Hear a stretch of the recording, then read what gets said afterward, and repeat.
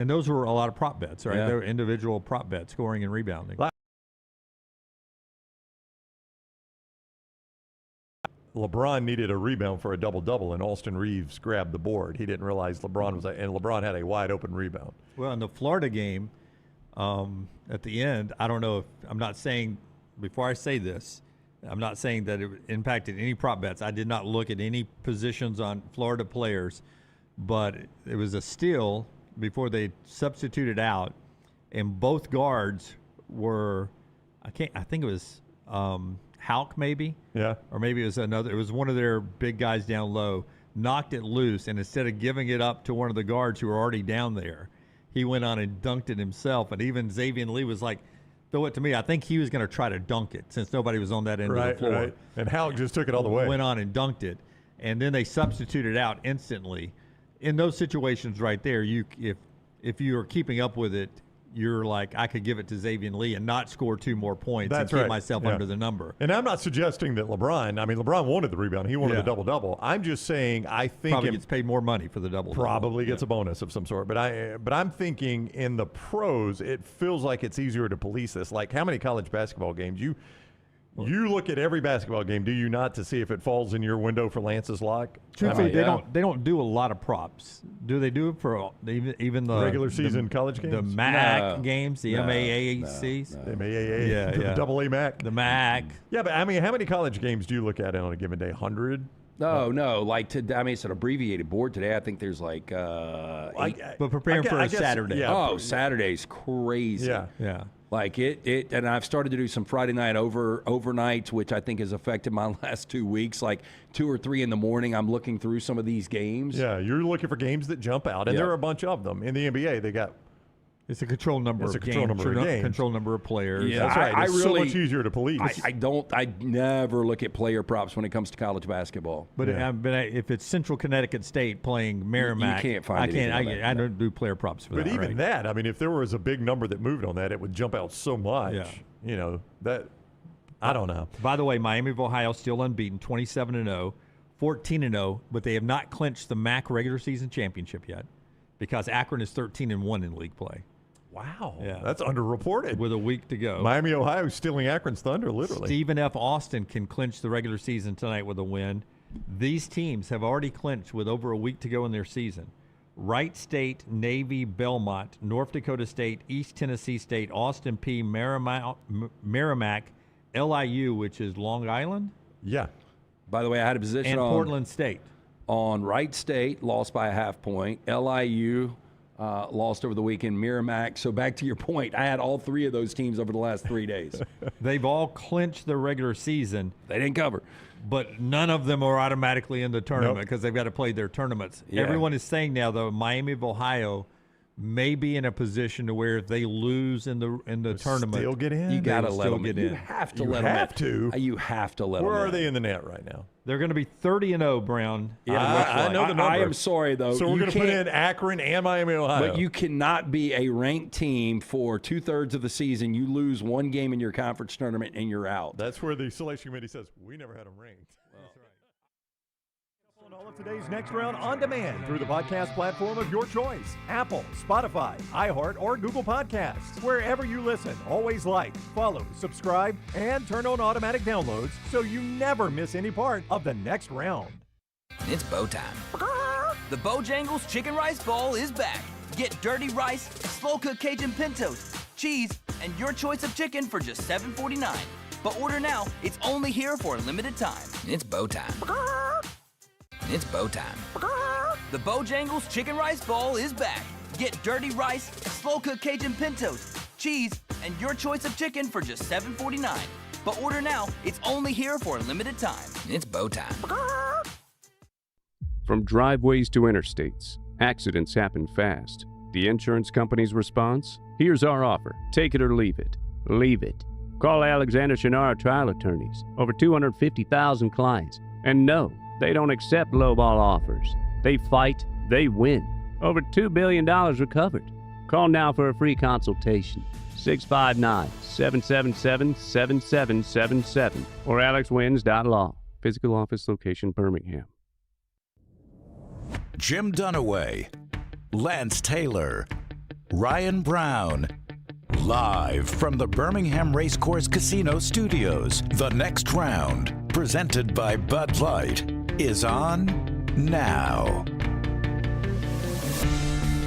Live show now with some developing news as we get going, both in the NFL and the college basketball courtroom. We'll start in the college basketball courtroom, Brownie, where a quick decision comes down on Charles Bediako. We talked about this at the end of the show yesterday when the story broke that he was appealing to the Alabama Supreme Court and looking to get immediate injunctive relief, that it felt a little bit like, this is the way I put it earlier today, it's like the Nate Bargatze skit. If you like Nate Bargatze, you know that he's got a skit where he talks about when you try to send the email with the attachment and your email says the attachment's too big, what do you always do? You always just try to reattach it and send it again, right? Maybe it'll work anyway. Maybe it'll work this size. time. Yeah, maybe it'll work this time. And that felt like what Charles Bediako did was Lance like, I know you didn't like my case last time. How do you like it now? Same judge and everything, and the judge denies his appeal. So apparently, can we please just sweep this off? I hope this is it. Yeah, I mean, I feel bad. Be done with it. I feel bad for the guy, but boy, it is a exhausting story to continue to discuss. Go back and see Seth Greenberg or listen to it on our Apple and Spotify podcast, but always available for you on YouTube. Seth Greenberg on the show yesterday with his thoughts on Alabama without Charles Bediako, what they've done, 6-game winning streak, and what's ahead for them, minus Bediako. Other developing news, not surprising, in the NFL, Kirk Cousins has officially been released from the Atlanta Falcons, LT. You know, that is just a situation that was kind of baffling because when they went out and got Kirk Cousins, he was one of the more, it seemed at that point, underrated quarterbacks in the NFL. And then he had like that 2 or 3 game slide where, like, literally some of the decisions he was making, he looked like a rookie that wasn't going to make it out of his first year. And so you wonder where the confidence is with what they feel like they've got with Penix if he can stay healthy. Kevin Stefanski thinks that he's got one of the better offenses in the NFL, and Kirk Cousins was definitely expendable. Now, if Kirk Cousins can revert back to what we saw with Kirk Cousins at Minnesota, and even I don't even think Minnesota would be a bad option for Kirk Cousins. I think there's something, right? There's still some meat on the bone when it comes to Kirk Cousins. Yeah, something to keep an eye on. Maybe Aaron Rodgers has floated either retirement, Steelers, or the Vikings because of their talent at the receiver positions and the play calling there, that could be the final destination for Aaron Rodgers. So J.J. McCarthy is like literally the stepchild that nobody wants. Yeah, they keep looking at veteran quarterbacks. Who can we possibly get? And one more developing story today. I need Brooks' microphone for this because would you say 33% of our audience are Braves fans? No idea. No, not that high. Not that high? Okay. You don't think it's that high? I think it's probably hell no, not 33%. Yeah, I would that's say 1 in 3. I would say 1 in 5. 1 in 5, 20%. Yeah, I mean, it's definitely well, like I missed by 13%. Wow, that's pretty big. No, but I'm just saying, like, if you lean, I mean, it's definitely the biggest allegiance for a major league team in our audience. You could definitely put it that way. Okay. Of all the major league fans, the Braves are the most popular. Okay, I'll give you that. Brooks is a Braves fan, maybe the only one on the panel up here. So, Brooks, it's been hard for you guys to watch Braves games. You've got good news for us today. Tell us what's happening. Yeah, so through Braves Vision, they're going to be, if you have an antenna, you will be able to watch it locally here in Birmingham. They have a map across pretty much all across the Southeast, what they deem as Braves country, parts of Alabama, Mississippi, Georgia, Florida, Tennessee. So there are stations in all those markets we see on the map there. I think it's WSFA in Montgomery. Birmingham is BRC. Gray television affiliates. Yeah, Gray television affiliates. Yeah. It'll be on 6.3 here locally. Yeah. I don't know how that's going to work with, like, Ryan and I were talking with, like, a streaming service like YouTube TV. It doesn't, I don't think. Or Hulu. But if you have an HD antenna like I do, I've not watched a Braves game unless it's been on national television at all in the last 3 or 4 years. Since the Bally Sports thing started, I've not had it available on any Give it back to TBS. I don't even know if TBS is still. I don't know if they want it. Still living? Yeah, it's still living. No, yeah, they do a lot of the NCAA tournament coming up, but they do college football now and some other events, hockey. This is the way I pictured people in Chicago and New York back in the day getting WGN and WOR watching the Mets and Cubs, right? Brooks, you told me, what is it, 140 games available? 140 games, yeah. Wow. For free, if I've got free. the antenna. I mean, that's the takeaway from this is you haven't been able to watch the Braves free in a pretty long time, really. Yeah. I mean, totally free. Like, How does Major League Baseball and the extra innings package feel about this?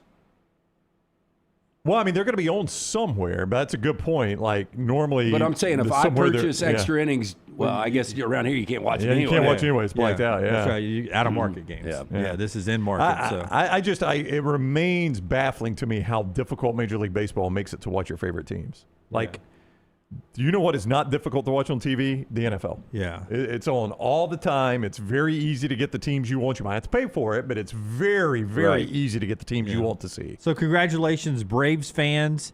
I guess sort of congratulations, Falcons fans, to get Kirk Cousins out of town. You don't seem happy. And whoever. It doesn't hurt my feelings. And there's the news on Bediako. 3 developing things happening this morning as we get going. Brought to you by our friends at Crane U, man. If you want to get a new direction going in 2026, maybe change careers or maybe just get better at the career you got. It's so easy. Lance could do it at Crane U. Exactly. Yeah, me and Bo are out there operating the big machinery, the cranes at the Crane U yard. Get the crane training you need today if you're looking for a new career, need further training to advance your current one. Our friends at Crane U offer the comprehensive state-of-the-art fully stocked training facilities for mobile cranes, overhead lifts, or forklift training. If you want to use your own equipment, the team at Crane U will come to you. On-site, on-location training offered nationwide. Make the job easier, your job site safer. Crane U also offers certification, safety inspections to ensure the safest environment possible. Call them today, 855-CRANE-U. Make sure you mention the next round, 10% off all the great services. Classes available monthly, so call or visit our friends at Crane U. For more information, craneu.com. Hey, so just to clean up dead wood very quickly in the show, I am told by our friends over at Fox 6 that 6.3 should be on YouTube TV and Sling and Fubo and also on the WBRC app. So you do have plenty of options if you don't have an over-the-air antenna, if that's not an option for you. So there you go. So all good. I wanted to clear that up. All good news there for somewhere between 15 and 30% of our audience. Well, the chat room jumped in. There are a lot of Braves in the chat room. I didn't know that. Yeah, 20% is where we're stopping that spinning wheel today. I could be wrong. I'm pretty good when we do our percentage. Yeah, off. Lance is a pretty good percentages guy. I'll give him that. Absolutely. I know if I was shooting a missile at a city, missing by 13% is a big deal. If I was trying to bomb Moscow, I probably hit somewhere in Poland. Yeah, look, and it depends if the Braves are playing well. You're probably right at 33%. Yeah, all right. So there you go. There's some developing news. But big news yesterday on our buddy Ty Simpson, Alabama quarterback, now at the NFL Combine this week, where NFL.com and the NFL Network both reporting yesterday that when Simpson played at the Rose Bowl for Alabama, he was down into the 190s weight-wise, and he's put back on the 25 pounds he wants to play at, back up to 215-ish for the Combine. They say he's looking the part. The reason for the weight loss, the wear and tear of the season, but he suffered from a bout with gastritis, according to WebMD. Inflammation of the stomach lining is gastritis. And that caused his severe weight loss as he was trying to finish out the season last year. Now, I don't know if he ended up also having, bursitis in a throwing elbow or shoulder and, torn or pulled muscle in his abdomen, any of that stuff as well. But just the gastritis and the weight loss is enough to wear on you throughout the course of the season. Thoughts on Ty Simpson playing through that last year? One of those things that when you watch him, you didn't really notice that he had lost the weight. It was the first that I had heard of it yesterday. I tell you, I could tell in the post game as the season was going on. I would look at him and I never said anything, but I'd look at him and like, man, this is wearing on him. Or I just assumed maybe it was stress. I thought he was getting hit or whatever, but you could tell he was sort of, and he was always late to the post game, I'm sure, getting IVs. It was amazing. Fluids. All this speculation, like, is it his back? Is something going on with his shoulder? Now we're talking about weight loss. The NFL at his size, at 6'2", roughly, they want him 215-plus pounds. Yeah. Needs to be for the durability. And everybody who is talking to him and seeing him saying he will be that this week when they throw on Saturday. at the NFL Combine. But that put to bed a little bit, not all of them. We don't know what else. I mean, everybody has wears and tears in the season, especially as he got hit from that offensive line that did him no favors last year. Well, I don't know if you've seen, Mel Kiper released his mock draft yesterday or last night, and he's got Ty Simpson. It's one of the bigger talking points. He's got Ty Simpson squarely in the first round. Squarely. So he got him up in one of the early Jets and Ram picks? Well, he's got him at 21 to the Steelers, but he said he wouldn't be surprised if another team takes a flyer on him. So there's 3 teams there that have shown interest, Jets and Rams, maybe with their second pick, both of them with 2 first-rounders, and then the Steelers, who's looking for their quarterback of the future or maybe for next year. Yeah, well, and realistically, you could have the Browns. Yeah, you could. Take a shot on him. I mean, they only drafted 2 in last year's draft, so why not draft one this year? Well, big story. All the people, the NFL people are in Indianapolis now, and they're media people everywhere, and that was one of the headlines on their Browns still searching for their quarterback. Yeah, well, you picked 2 last year. You didn't like either one of those. But I don't think you got your quarterback from last year. I don't think so.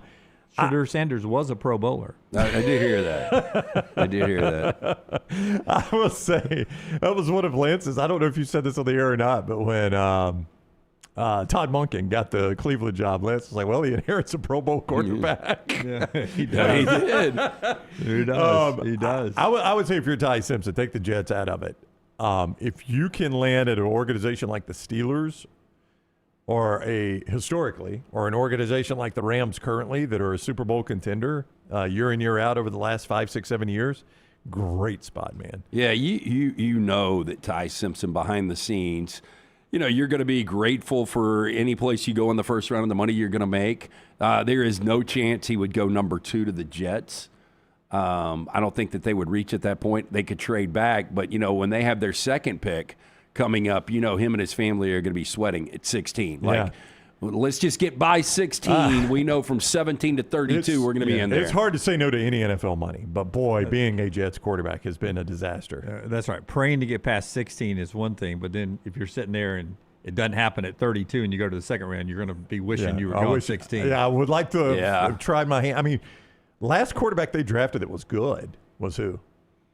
Ironically, Sam Darnold. Joe Namath? Right. Well, but not good for them. I mean, Chad Pennington had a minute. Yeah, I mean, I can't remember a quarterback in my lifetime they've drafted. I mean, Ken O'Brien was a good NFL quarterback. Ken O'Brien, Richard Todd was a good NFL quarterback. Well, you go back to the 80s for Ken O'Brien. Yeah. I mean, Mark Sanchez was not a good quarterback. I know they went to AFC Championship games, but Sanchez was not a good quarterback. I mean, Boomer Esiason on his second go-around, right, but he was at Cincinnati first, Speaking of the NFL, before we get to a couple of college football things, basketball in our next segment, ESPN is reporting there's a new replay rule that is being discussed to allow replay officials to penalize on the field, to buzz down and penalize non-football actions.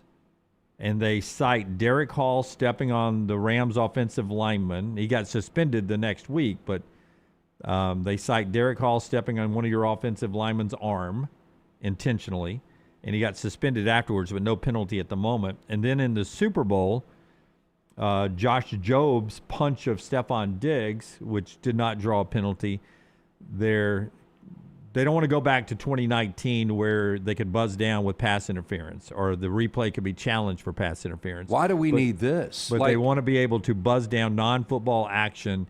Okay, if it's not seen by any of the officials, the replay, you're able to see a punch that was thrown. Stuff that happens in the pile that you don't see. Non-football stuff is how strict it is. Okay, like the Josh Joe punch. If that's in the regular season, then you can go back and make that right with a fine or however you want to do that.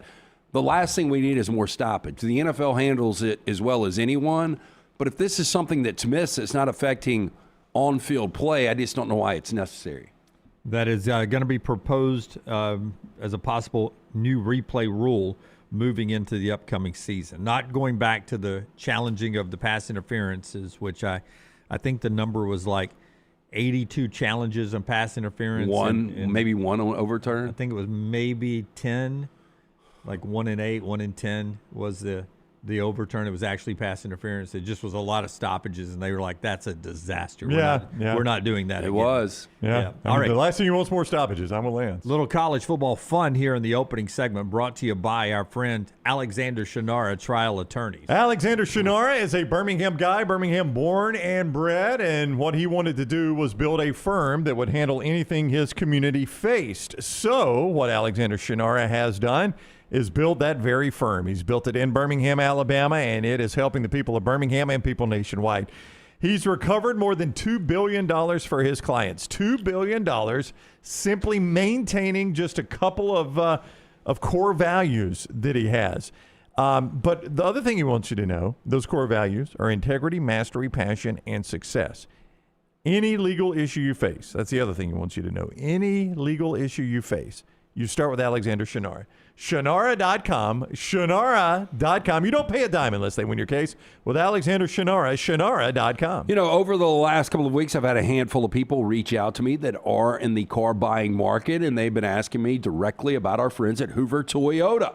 Hoover Toyota, serving Birmingham, Alabaster, Vestavia with the new and used car financing, auto service, the genuine Toyota parts. They've been perfecting the art of customer service for over 20 years now with their philosophy to give information to their customers. And I am one of their customers, speaking from experience. Bought my daughter a car back in Christmas of 2024.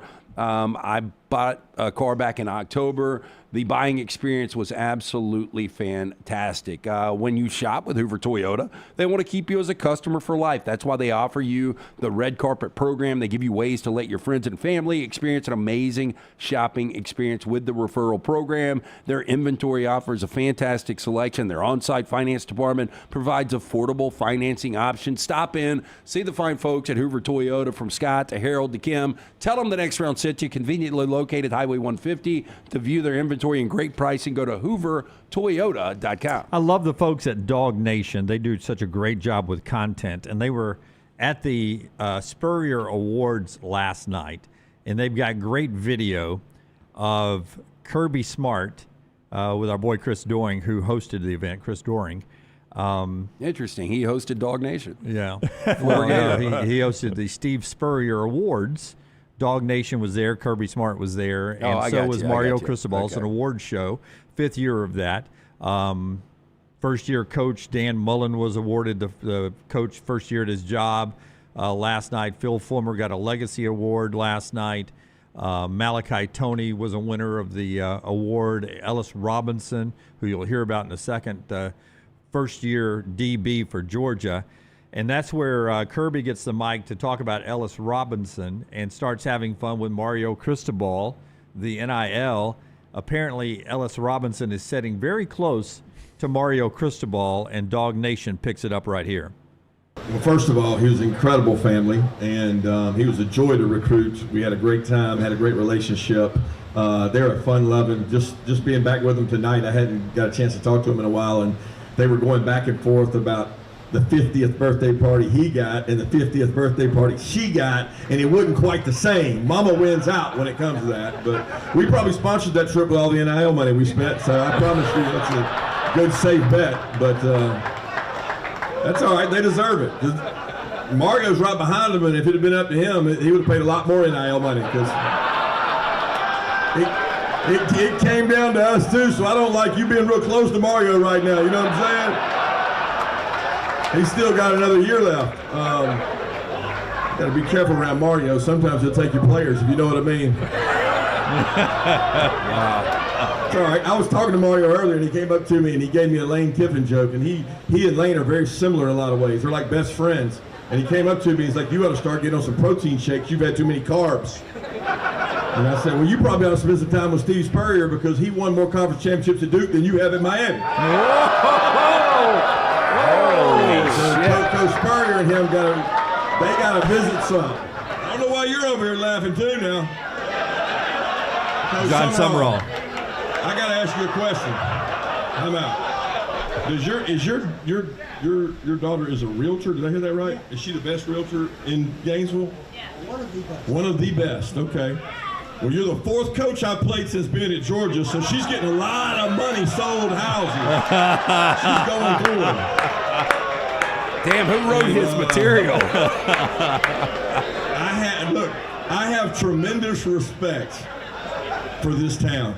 I had no idea how great a basketball town this really was. I mean, that is remarkable. That really is. Kirby's timing is just rolling. I know his timing is fantastic. In Gainesville at Spurrier's Grill is where Doring actually hosts the event and sponsors it. It's Doring's mortgage company that sponsors the event. Duke is one more. I mean, it's true too. It is. So I don't know how this works. That's what makes it funny. I don't know how this works, but Mario Cristobal then gets the microphone. That's right. Here's Mario Cristobal, who gets a chance to clap back at Kirby Smart. This will not be good. Once again from our friends at Dog Nation. It's a great piece right there to watch what a player like Carson Beck could do with great coaching. You know what I mean?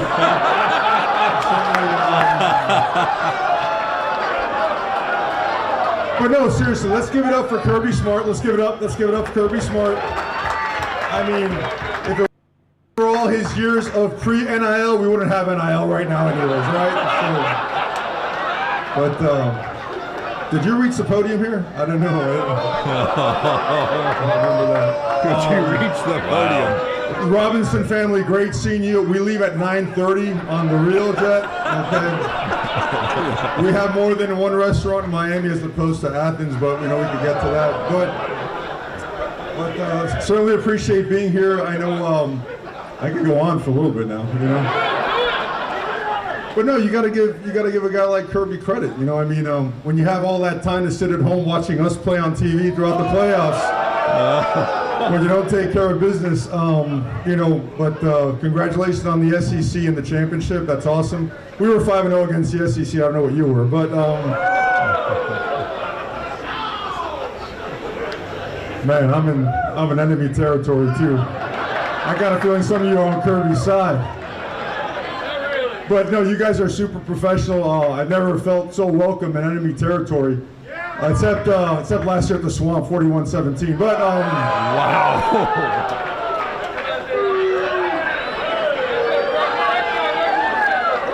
That was meant for that guy. The Georgia guy. Can we all say screw Georgia? Screw Georgia. There we go. Dog Nation. That's pretty good. Yeah. Dog Nation with that content last night down in Gainesville.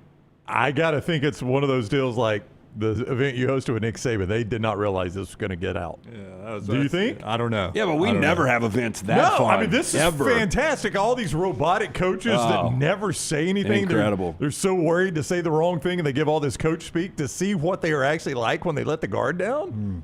It's fun. Who was better? Because Scott and I disagreed on this. Who do you think was better? Kirby was. Kirby killed it. See, Scott says Mario was better. Mario was good. I mean, Mario was really surprising. Mario better than I thought, but Kirby killed it, Scott. I mean, Mario had some facts, facts to back him up. I enjoyed the teeth to Mario's. I think he had a little more. Oh yeah. His was a bit more mean-spirited. Yeah. Yes. Facts, which I enjoyed. Yeah, but Kirby was much more better delivery, hilarious. Well, that's why we got the teeth, was because, some of the things Kirby said. Well, I do wonder, because Kirby went first, right? I mean, we did those in order of the way they went. They did, based on the way Mario was talking. Kirby was first. Yeah. I just wonder if both of them knew that this was going to be kind of a roast-type format. Or did Mario have to come up with his on the fly after Kirby delivered his? You know what I'm saying? Yeah. I would respect Mario's more if he's just sitting in the audience and Kirby's roasting him. He's like, all right. I gotta fire back. What can I come with? If facts. He came with some facts. If he did that on the fly, it was pretty good. I would also say I had no idea that Mario Cristobal even had a sense of humor. Oh, I agree. Until this clip. I agree. I've heard Kirby be funny. No. I knew Kirby was funny. I didn't know he had as good a timing. That was pretty good delivery on his. Can you imagine the Spurrier back in his day? Oh, I would like to hear Spurrier roast Phil Fulmer with Phil Fulmer in the audience. Spurrier's doing it all the time. I bet it was hilarious. Oh, I'm sure it was. I mean, the one Forrester may have it for us before it's over. The one I felt sorry for was poor John Summerall. Our guy's just sitting there on the front taking it from everybody. I don't even know if he got the microphone. His wife's got the mink on. I know. She's like, what have we got into? Remember, Goodfellas, don't go out and spend this money. I mean, do you need a mink in Gainesville? I wouldn't think, but this might be the one night bit of a cold where spell. It hits 35, 40. I just thought it was a great way to start the show, hearing that there. Our show being brought to you today by Lance's Lock. our friends at Hemphill Heating and Cooling. You never know when you're going to need it this time of year, either side of the coin, but they do plumbing as well, LT. 24-hour emergency service 7 days a week. Yeah, bounce back last night with a winning night at lanceslog.com. We will have more winners, NBA and college basketball, up and available today. Jump on board with us. Always a free play every single day at lanceslog.com. It is brought to you by our friends at Hemphill Services. Whether you experience plumbing, heating, cooling, any of these issues arise in your home or business, they are ready to serve you. 205-229-2090. Hard to stop a train. For more information, hemphillservices.com. By the way, Olympic ratings, 23.5 million viewers a day on all platforms for NBC. I haven't seen a number on the men's Olympic game yet. This was pointed out all over social media yesterday.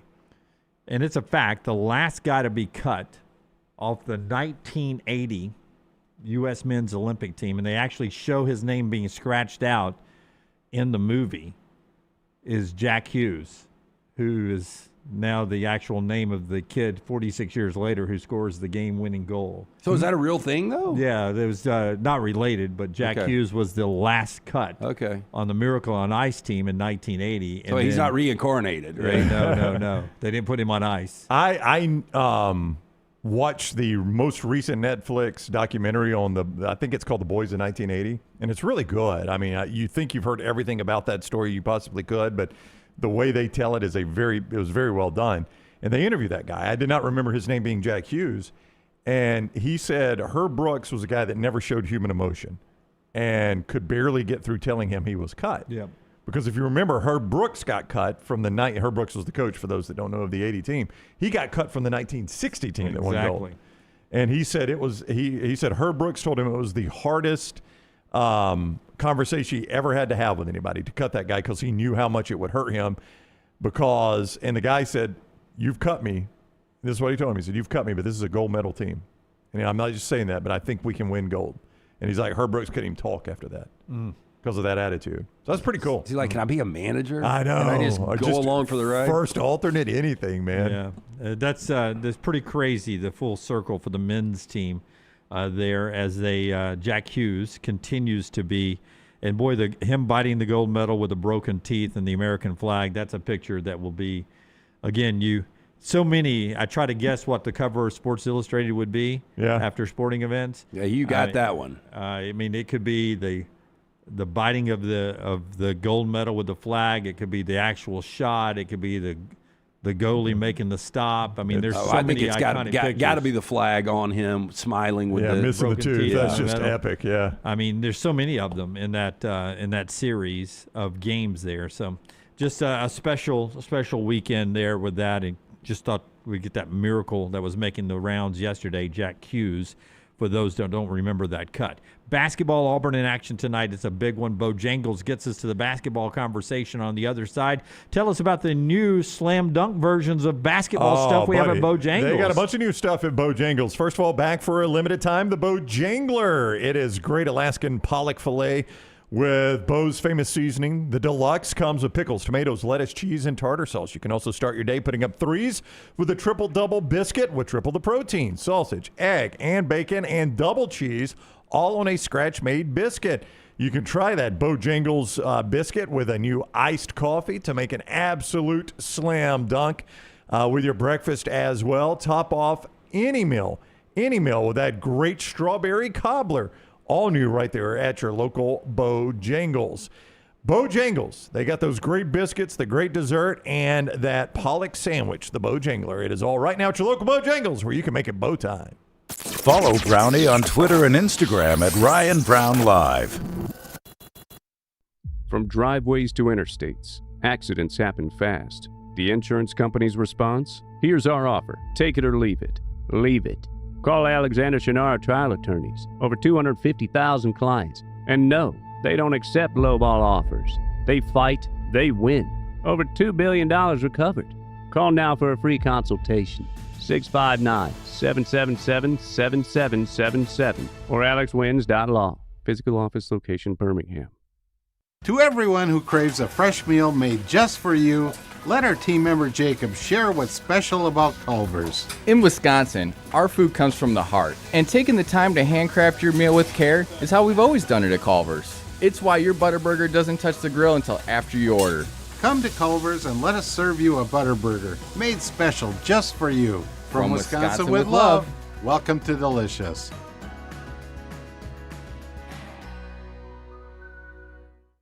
At Central State Bank, we are large enough to serve you and small enough to know you. Manage your money with ease, whether it's mobile banking, hassle-free checking, competitive loans, business solutions, or personalized financial advice. We're your hometown bank with big-time service. Visit us today and experience banking made simple, because at Central State Bank, you come first. Member FDIC. Hey, for all of your IT and printing needs, reach out to our friends at Xerox Business Solutions. Look, I'm still one of those old school guys. I print my notes every single day for the show. If you watch the show here on the next round, you see all the notes in front of me.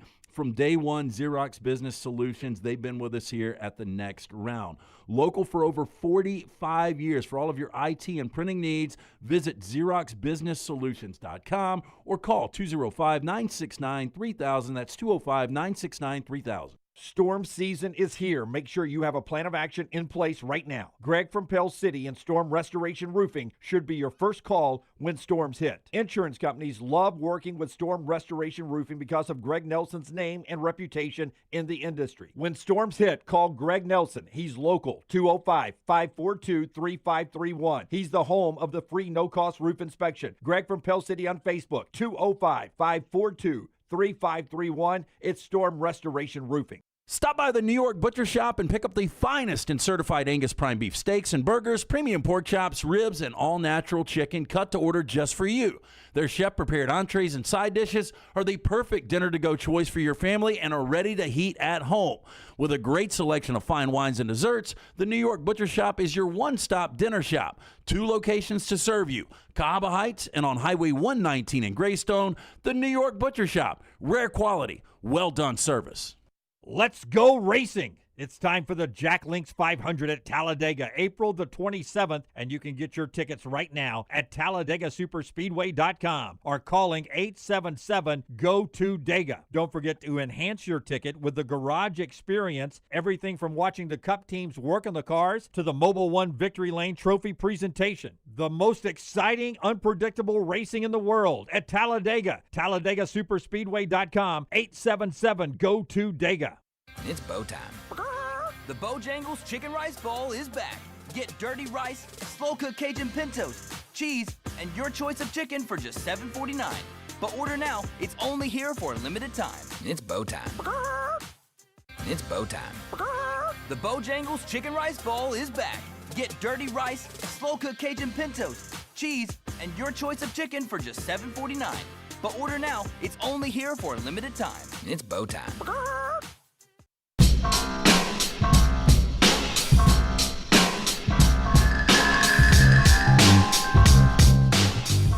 My storm restoration roofing question of the day for the panel is Floyd Mayweather broke? You would never know. He is such a spender. I mean, this is a guy that literally around the Vegas area would carry a duffel bag with $2 million+ in it. To go to casinos. I only bring this up because he's coming up on 4 downs. I don't know if you knew this. It's his birthday too? It's his birthday. Oh, wow.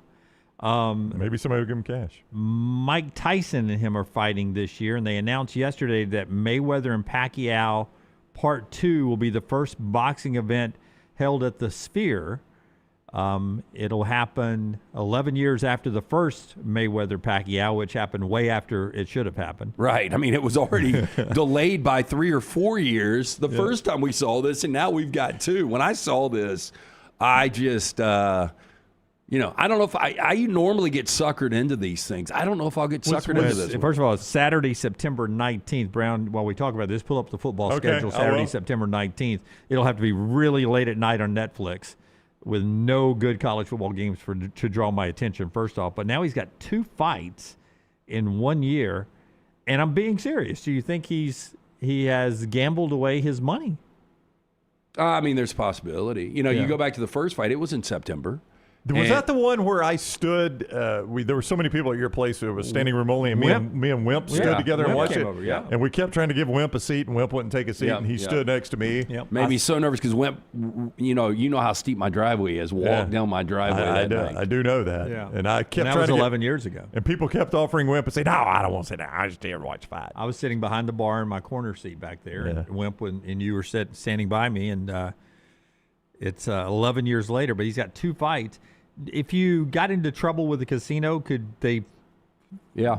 Could the people that run casinos say, "Hey, what do you think to work it off? Hey, you need to fight this fight." I mean, ironically, this is another thing I came across today. My heart will go on. Celine Dion. I was about to say, Celine Dion won an Academy Award today for that movie for Titanic. I forgot in 1999. So 27 years ago, but her husband got in a lot of debt, and one of the reasons she did her residency for so long, there's rumors out there, speculation that Bruno Mars in the same situation. So yeah, they'll work with you, and there's a good chance. I wouldn't be surprised at all if that's what's happened here. So you need the late slate, right?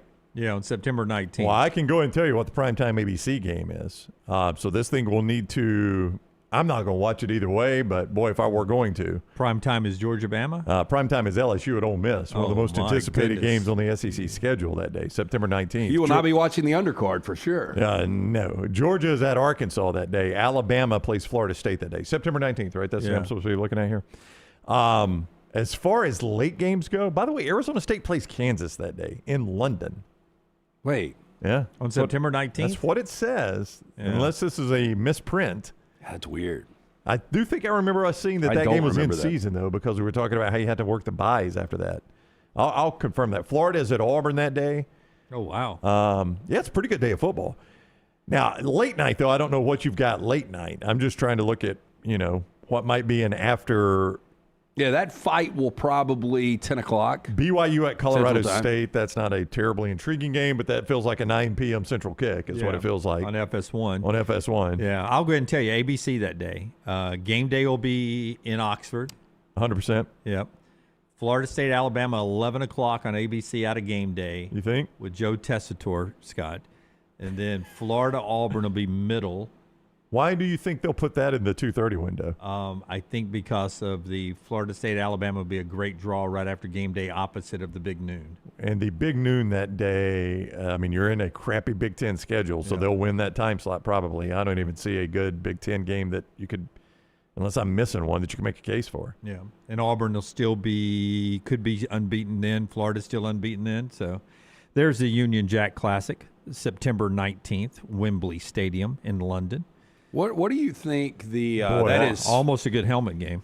Just makes no sense. That's a fun game if you're playing it in Lawrence or Tempe. Well, it's a money game. Yeah, they get paid a ton for it. Paying big money that goes to your NIL. What do you think the market is for Pacquiao and Mayweather too?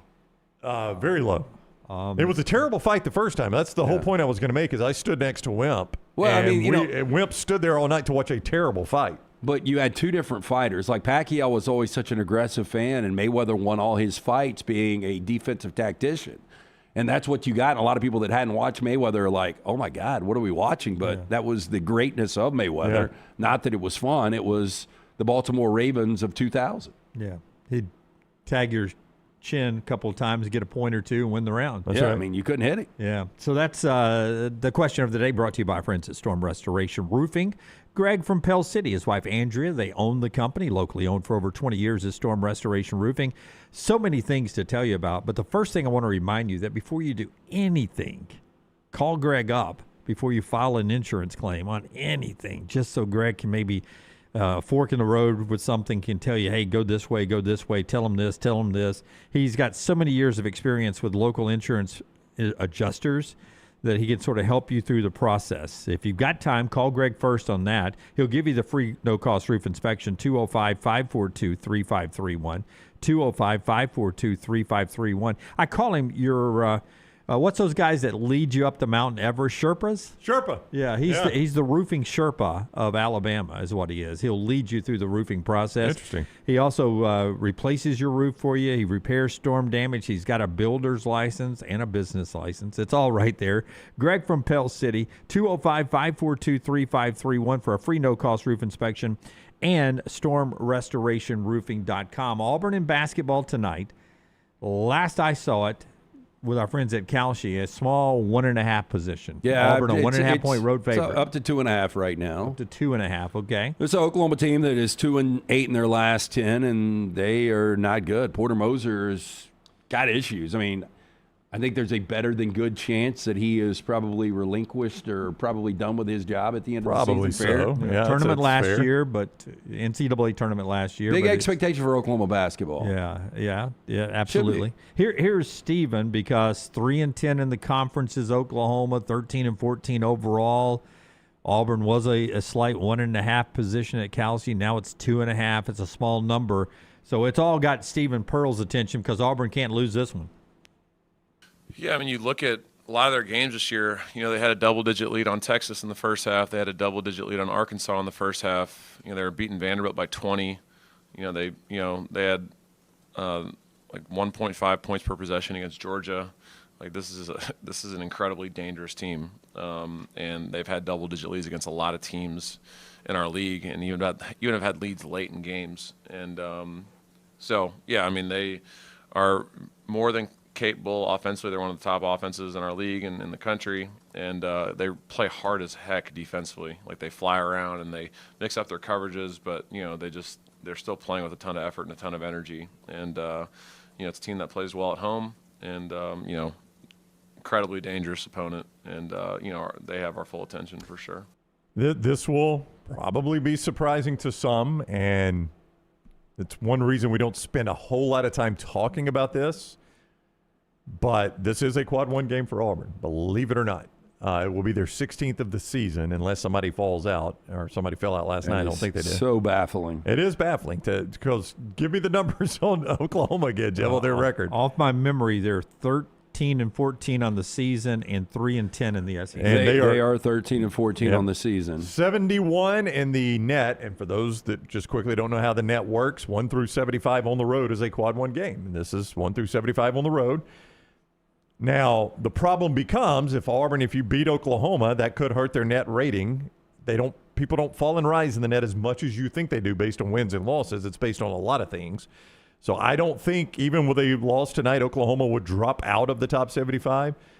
So if Auburn is going to they don't need to drop any of these next three, Oklahoma, Ole Miss, LSU. But if they're going to drop one, it sure better be this one, because this is at least a quad one loss. These next two, LSU and Ole Miss, those are quad two, maybe even quad three. We got to revise this. When a team is 3-11 in conference, I agree and it's with a quad one. That's a problem. This makes no sense. This is a game you get the benefit of just having on your schedule, being a quad one. Much like game. Auburn losing to Mississippi State, like they got that back with the Kentucky win, but you lose what you get with Kentucky with a loss here, in my opinion. This would be the metrics say it will not be a death nail loss.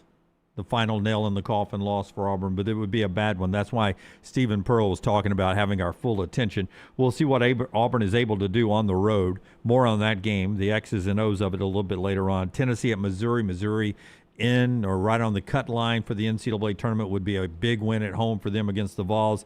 Kentucky has lost 3 straight games. They're on the road at hapless South Carolina.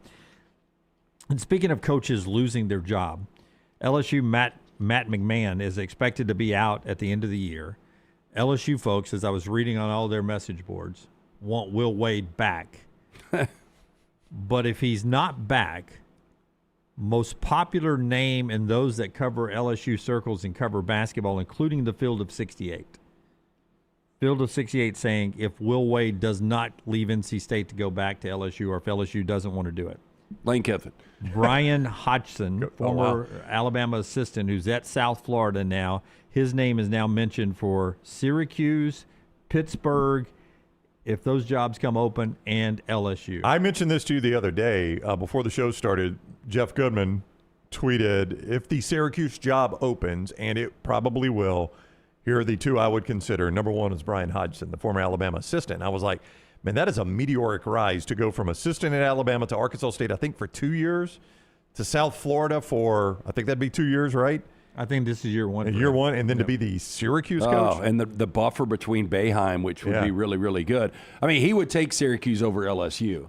I would think so. I do wonder, though, like Syracuse has disappeared after Boeheim. I do wonder if there's something there we don't know. Yeah, Maybe I don't their know. NIL's messy. Maybe they don't have the money they need. Or I would think, though, that they would have more NIL for basketball than football. Wouldn't football. You? Yeah. I would. It's a basketball school. I think even Pittsburgh and LSU becomes debatable. I would take LSU over Pittsburgh, but I think it becomes somewhat debatable. But you wonder what's going on with LSU. I mean, McMahon might be a bad coach, but in 4 years he's had one winning season. And that was 17 and 16. I don't know what is going on with LSU basketball. I mean, I do wonder on their NIL front. Like, they're spending a lot on football, right? Lane Kiffin doesn't take that job and doesn't go get the guys he got unless they're spending a lot on football.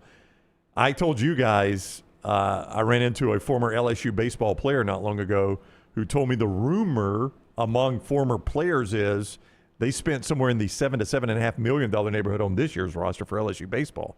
So if I'm the LSU basketball coach, I need to be somewhere between football and baseball on my NIL budget, right? You would hope so. You would hope so, like 10, 11, 12 million. I just don't know if there's that kind of money there. And I don't know that they're truly. Right. I mean, you don't need to be 10 or 11, 12 million. You need to be somewhere in between them on. You have fewer players to buy. That's per true. Player, but per player. Okay. Yeah. And again, I can't verify that they're spending $7 million. This was just a former LSU player who. Yeah, I remember you telling me this. Who said it was the rumor among players. Yeah. But even he said, listen, if it's only half of that, that's a crazy amount to spend on a baseball roster. I think we reflect Scott Woodward, who resigned, and we remember the Jeff Landry stuff. You start to look at his tenure. Brian Kelly, Matt McMahon. Yeah, it was not great, was it? No. We all liked the Brian Kelly hire. I thought it was a tremendous hire. Yeah, it's hard to sit here and criticize it because I praised him for it when it happened. Yeah, I agree, but I'm just saying results. Yeah. Before we get to the viewing menu, last night in basketball, this big Monday thing for Kansas is crazy. Number 14 Kansas beat number 5 Houston 69-56. The Cougs have lost 3 straight games, but all against great teams. Yeah, first time since 2017. But all against great teams. 41-0 on Big Monday. Is it Bill Self or is it Kansas? It's Bill Self. It's Bill Self. Big Monday Bill, you mean? I played him plus the 1.5 last night. So you weren't scared away by the fact that everybody's focused on this record now? Because I had you guys ever heard this record until last week when he went 39? I had not. When he went 39-0 or 40-0 or whatever it was. Yeah. That was the first time I'd heard. First time I'd ever heard it. I had him last Monday too. And all of a sudden we got Big Monday Bill, and this guy just never loses. Yeah. And I did a little combo with our friends at Calshi. I took the under and the and Kansas, and it worked out well. It's good job out of you, Jimmy. Was never really worried about it going over. You didn't have to. Darren Peterson wasn't outstanding, but Darren Peterson did what he needed to do last night. And Bill Self said, after the game that it's kind of helped, this team being without him because they haven't had to rely on what is viewed as their best talent.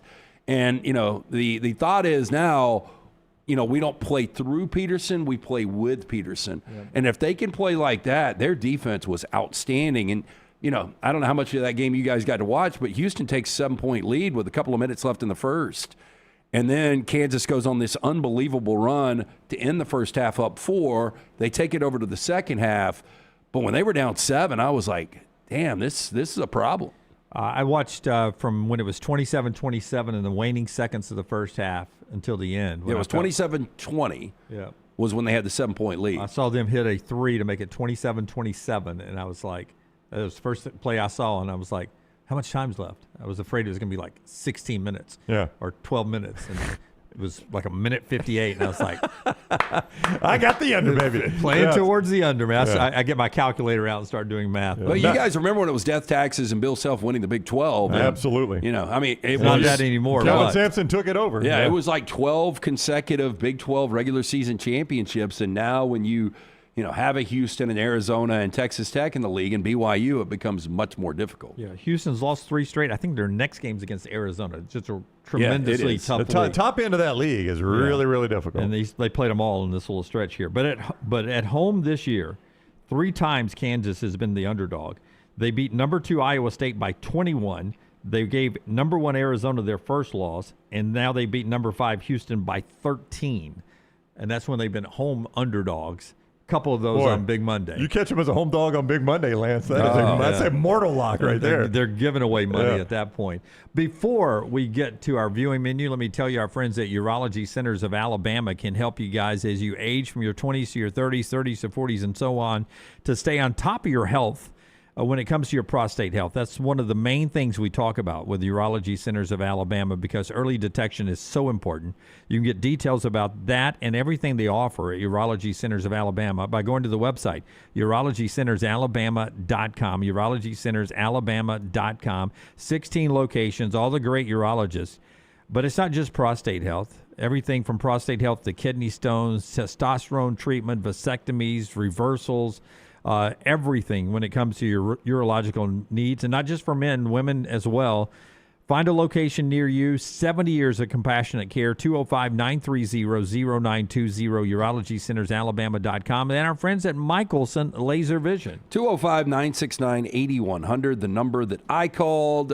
Make sure you ask for Amy. I actually talked to Amy this morning. Tell her the next round sit you. She's going to hook you up with a hassle-free consultation. You have zero to lose to find out if LASIK is right for you. I'm speaking from experience. I had the 2200 vision. I was legally blind without the aid of contacts. Didn't even realize it. Now 2015 vision better than 2020. Dr. Mark Michelson, Dr. Jen Michelson, best in the business. 205-969-8100 or michelsonlaservision.com.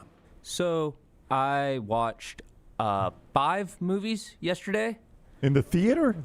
No, just in total. In total? Yeah. At a minimum of 2 hours, that's 10 hours of your day. Yeah, they play 36 hours of golf, so just keep rolling. Sometimes, not in one day. Not in one day. That's Wait, y'all impossible. never played 36 holes of golf in a day? You said 36 hours. hours. 36 holes. I have absolutely played 36 holes in one day. It's been a while. And how long does that take? You probably do that in 8 hours. Yeah, 8 hours. 9 if you throw in a lunch and a cocktail. To and from about 10. So about go 10 ahead. hours. Okay, go ahead. It's a good point. So, as I told you guys the other day, I've been going through the Scream franchise to prepare for the newest movie. Of course. And yesterday I got through Scream 2, Scream 3, Scream 4, and Scream 5. And I also went to the theater and saw Fruitvale Station because I've never seen that before. The Scream movies, it's a good thing I love that franchise because that's a lot of Ghostface for one day. Oof. Yeah. What did you think about Fruitvale? It was fantastic. I thought the cinematography was excellent, and I think Ryan Coogler does an excellent job of building out this world while really only showing you one dude just going through his day. And then, of course, the acting performances from Michael B. Jordan and Octavia Spencer were phenomenal. It's such a sad story. It's such a sad story. But yeah, a lot of unpleasant watches, given that I watched 4 slasher movies and then Fruitvale Station. Yeah. I thought for sure when you said you watched all these movies that Midnight Run was going to be one of them. No, I'll get to it. Okay. I'll get to it. I've got a list of recommendations to get to that's as long as my arm, so I will get to all of them. Next up, Paramount Plus has added Face Off to its catalog, and that's just a fun movie, and I'm in the mood for a fun movie today. I'll save Scream 6 for tomorrow. And just watch something more pleasant today. Yeah, Face Off is preposterous, but it is a fun movie. Yes, it is absolutely wild. Directed by John Woo. He specializes in gun fu.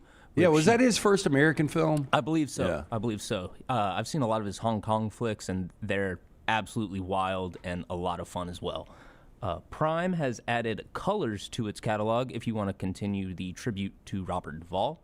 Excellent film, also starring Sean Penn. Yeah, directed by Dennis Hopper, Don Cheadle's in it. Really, really good. Saw it in the theater way back in the day. And, of course, the theme song from Ice-T. Oh, yeah.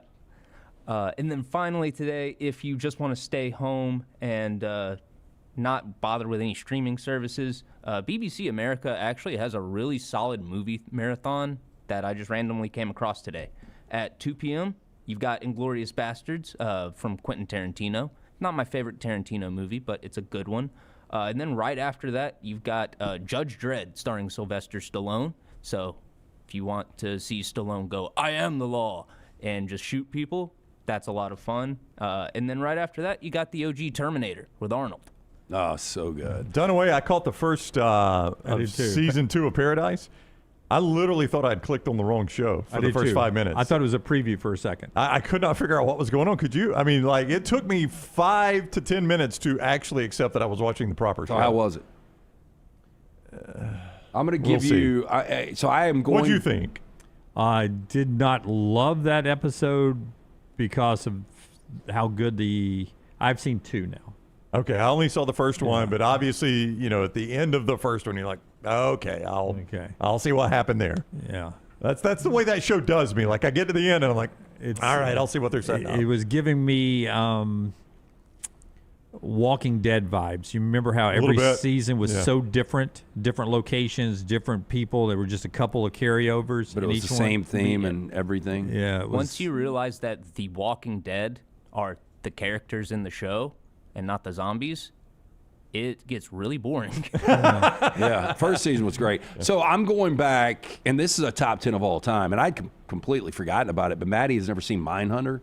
You guys ever seen Mindhunter on Netflix? Never seen it. It's basically the FBI when they decide to they lay down the terminology of serial killer. It starts out as a sequence killer, and they get their behavioral unit on it, and these 2 guys go out and start interviewing serial killers like Ed Kemper and Richard Speck, Charles Manson.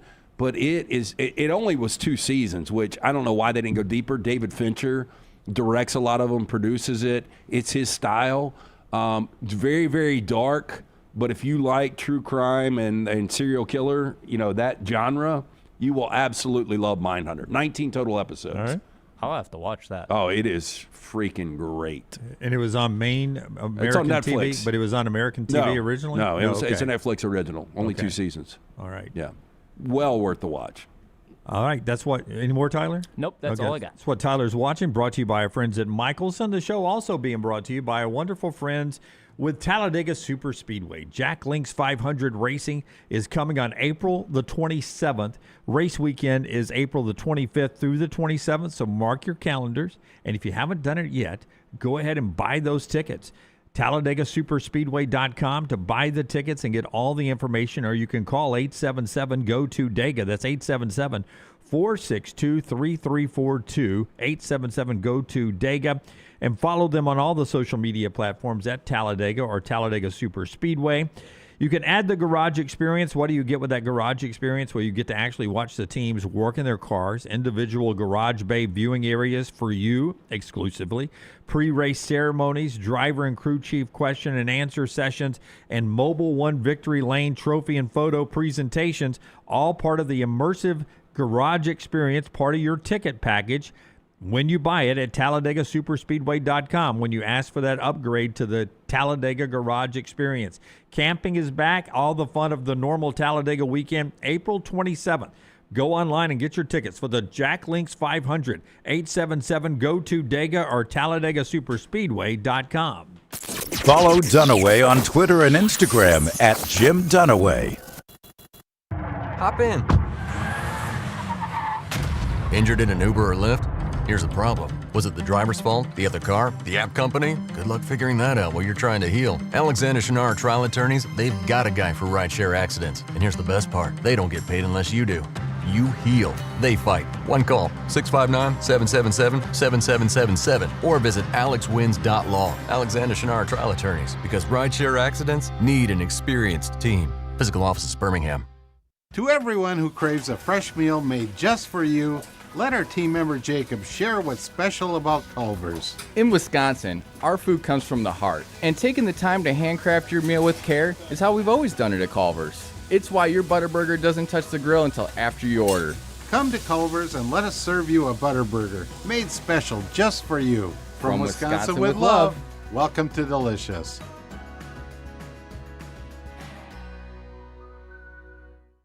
At Central State Bank, we are large enough to serve you and small enough to know you.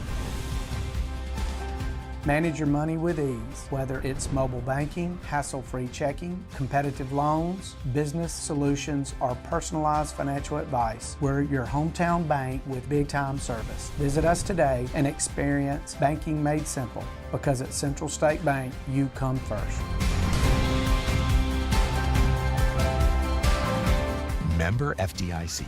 Hey, there's nothing worse than waking up to a plumbing problem. Don't get caught in a flooded house. Call the guys at Hemp Hill Services. Adam, Chad, and the team at Hemp Hill are the only ones I trust to fix it and fix it right the first time. Hemp Hill Services does it right and always at a fair price. For all of your plumbing, cooling, and heating needs, trust the name that Birmingham has trusted since 1954. That is Hemp Hill Services. Call now, 205-229-2090. That's 205-229-2090. Remember the name Way to Wellness if you're battling weight loss in your life. I'm Jim Dunaway from The Next Round. There was a time I was over 216 pounds until Way to Wellness helped me lose 45 pounds, and now for over 2 years, they've helped me keep that weight off. Here's their website, aplanforme.com, aplanforme.com. That's a great name for a website because there's no cookie-cutter plan. Everything is designed specifically for you. No contract, no sign-up fees, and your first consultation is free at Way to Wellness.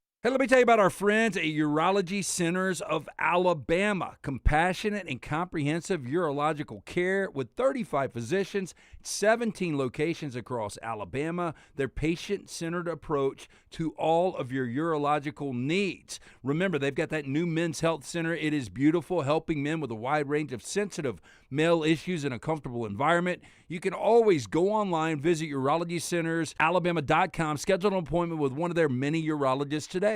Let's go racing. It's time for the Jack Links 500 at Talladega, April the 27th, and you can get your tickets right now at TalladegaSuperspeedway.com or calling 877-GO-TO-DEGA. Don't forget to enhance your ticket with the Garage Experience, everything from watching the Cup teams work on the cars to the Mobil 1 Victory Lane Trophy presentation. The most exciting, unpredictable racing in the world at Talladega. TalladegaSuperspeedway.com, 877-GO-TO-DEGA.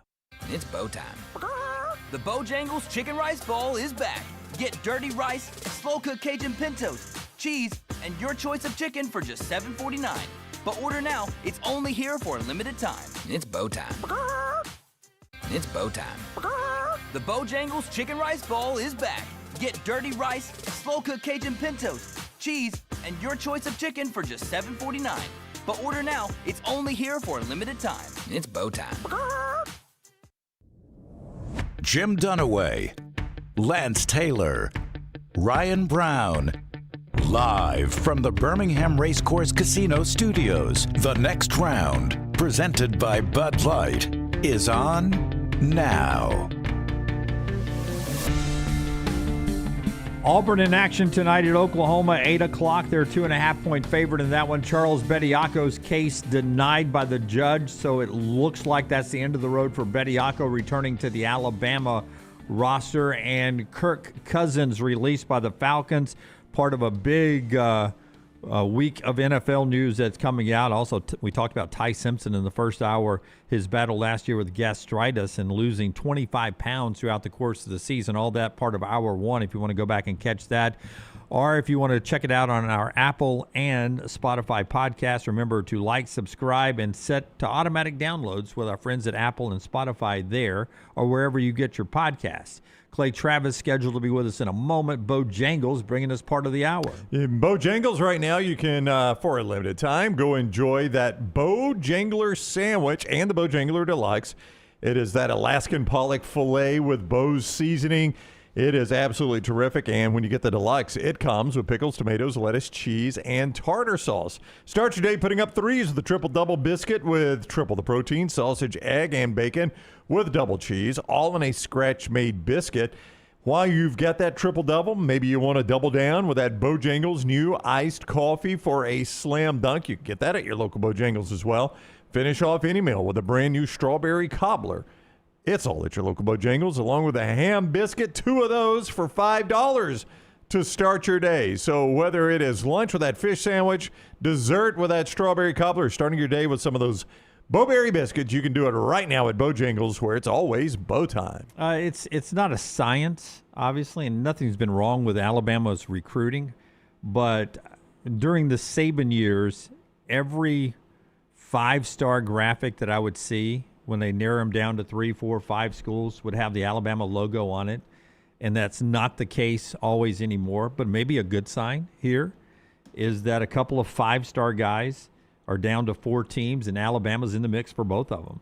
Monshun Sells, a 5+ wide receiver, 5-star plus wide receiver from Indianapolis, Indiana, down to Alabama, Miami, Ohio State, and Indiana.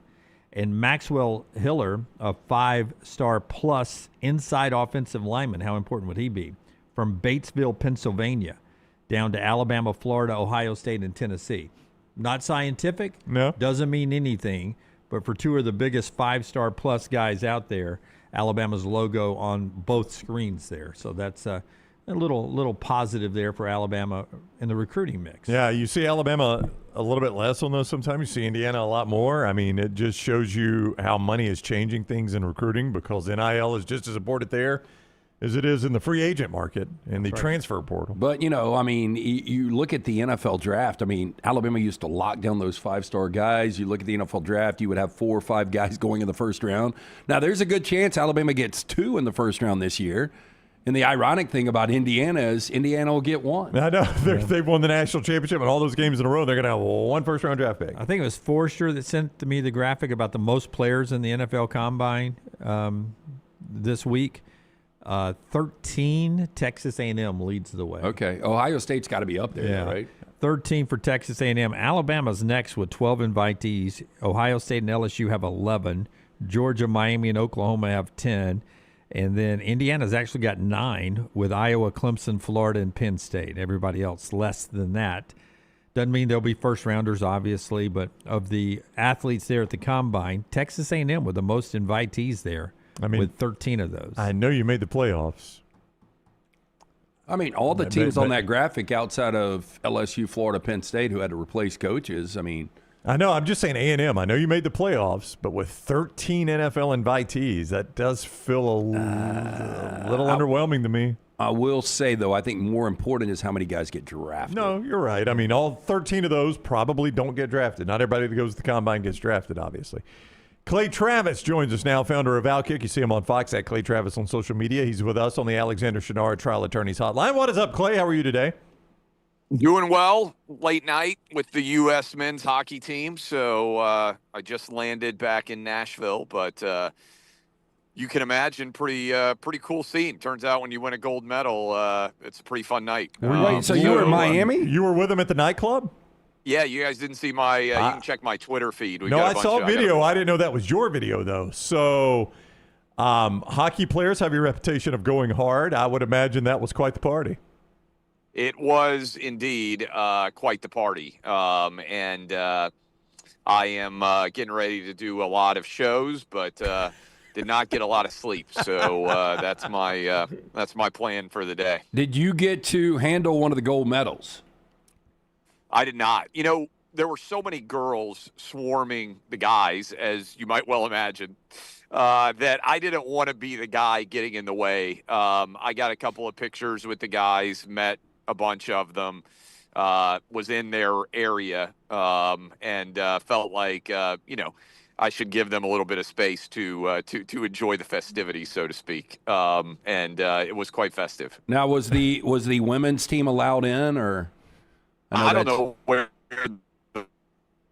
they were not there. I'm sure they wouldn't know it.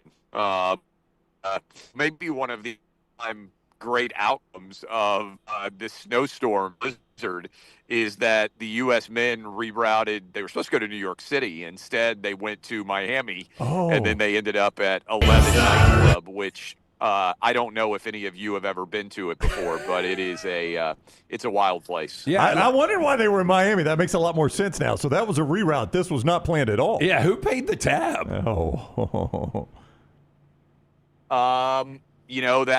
That's a great question. I hope that they were signed off on by all of the great patriots that run 11 and probably make tens of millions of dollars a year. I know if I ran that place, I would have handled the tab for the U.S. team, but I don't know. I left before the bill came due, so I'm not sure who actually. I like Clay skipped out. Somebody will get this bill. I'm gonna head on out before it has to be me. That's wild. So the flight gets rerouted to Miami. They just find a nightclub and basically take the joint over, huh? Correct. And not just any nightclub. I mean, probably the biggest, best nightclub outside of Las Vegas in America. And it may make more money than any nightclub even in Vegas. Well, I how don't did you know. I end mean, up it is there, though? Like, I know they got rerouted, but how do you end up at 11 in Miami on a random Monday night? Well, so I'm traveling and working on media deals. And so I was already scheduled to be in Miami for the night. And then the team that I was with booked when they found out the U.S. men's team was going to be there. We went out to dinner and for drinks, and they were like, "Hey," and we went ahead and booked a table tonight at 11, right by the U.S. men's hockey team. So should be a fun night. It looks like it was. Absolutely. That's a crazy story. I mean, of all the places you're in Miami. Yeah, so the timing on it, the timing on it just worked well. Look, Miami, so this is, maybe some people are going to disagree with me on this, but I think Miami has become the cultural capital of America. It used to be New York City, used to be L.A. I think Miami is the place where people go. I think per capita, it has more billionaires than anywhere now. It has just exploded in terms of being a place that everybody wants to go to. And by the way, I would say Nashville is up there on the cultural capital list now as well. And that's a major shift. Back in the day, I think all this kind of stuff would happen in L.A. and New York to have some fun with them. Wow, crazy story. Clay Travis with us, founder of Outkick, at Clay Travis on social media. He's on the Alexander Shinara Trial Attorneys Hotline. I want to bring back a question Lance and I asked on the show yesterday. You're a soccer guy. If we can do this in hockey, why can we not do this in soccer? Hockey's not a real Native American sport. There's a lot of portions of America that do not play hockey because they don't have access to an ice rink because it's not cold enough. I mean, why can we not do this in soccer too? Well, there's way fewer countries that play elite hockey would be my answer. Good point. Right? I mean, that's a great point. Yeah. Everybody can get a soccer ball and roll it out and play pretty much anywhere in the world. And so I think that's the biggest issue, right? I mean, we're competing, let's say, with 40 countries overall that have an interest in hockey, and we have way more of a population, and we're way wealthier than most of those people. And then on the flip side for soccer, I mean, legitimately, we're competing with the entire world. Now, that doesn't mean that we shouldn't be better at soccer than we are. Beyond a shadow of a doubt, we should be a lot better. But I think the other thing is, and it's kind of funny, all of the countries that love soccer are way more maniacal about developing their young talent than we are. And I think a lot of people who think about soccer think about it as if it's basketball or football, and the best athletes are going to end up being the best at it, when in reality, soccer has more in common sometimes with golf or tennis or baseball, in that it's a skill that has to be learned. Our issue is not athleticism when it comes to soccer. It's that guys like Messi and all of his ilk have had millions of more touches of the soccer ball by the time they are 18 or 19 years old than our guys have, because they get put into soccer academies and they basically practice for 10 hours a day. And if you just watch, if you put a combine on and you were like, hey, who's got the fastest guys or whose guys can jump the highest, I think the U.S. would be competitive, certainly, with every country in the world. But then if you said, hey, who can perfectly pass the ball with precision, who can receive and handle a pass, who can play every position on the field, it's skill that we are lacking in. It's not athleticism. And I think sometimes our American sports fans miss that as one reason why we do not have the same ability. And look, and people say, well, why are the U.S. women so much better than the U.S. men? Basic human rights, because our girls can wear shorts and practice sports. If you look at the Women's World Cup, for a lot of years, you could just pick whichever country had more basic human rights, and that was the country that was likely to win. So our women are only competing with, 25 countries in the world that even care. Maybe it's 15 that even care very much about women's soccer, whereas our men are competing with 100 countries that the most important thing they do is in the world of sport is soccer. Clay Travis is with us on the Shannara hotline. Speaking of American things to do, friendly wagers about sports. On Johnny Manziel's podcast, he bet Diego Pavia that Pavia will not beat his time at the NFL Combine. I want to know which side you take. Manziel ran a 4.68. Do you think Pavia beats him or not? They've got 1,000 on the line. Pavia thinks he can beat a 4.68. I think he probably can, Pavia. Pavia is smaller than Manziel. I think he only measured at 5'9" and 7/8. And yeah, I think he's chunky though. He's pretty muscular. And if you look, usually the guys that run the fastest times are like 5'9" or 5'10". Height usually is not a huge benefit in the 40 because a lot of times you even look at a guy like Usain Bolt. Usain Bolt was not great out of the gate. He was just really good in like the so a lot of times the fast twitch guys are smaller and don't have the long strides. So I thought Johnny ran better than a 4.68. Me too. That was the most surprising part about that. Time. Yeah, that was the most surprising part about that. He looked way faster than that. He had great quickness, but the overall top speed. When you first started that sentence, I was like, "This is the stupidest bet I've ever heard." Manziel's way faster than Pavia. 4.68. Yeah, I thought the number was like 4.5. So 4.68. I think Pavia should be. Look, Pavia ran away. If you go back and watch some tape, he ran away. Now angles obviously factor on everything else.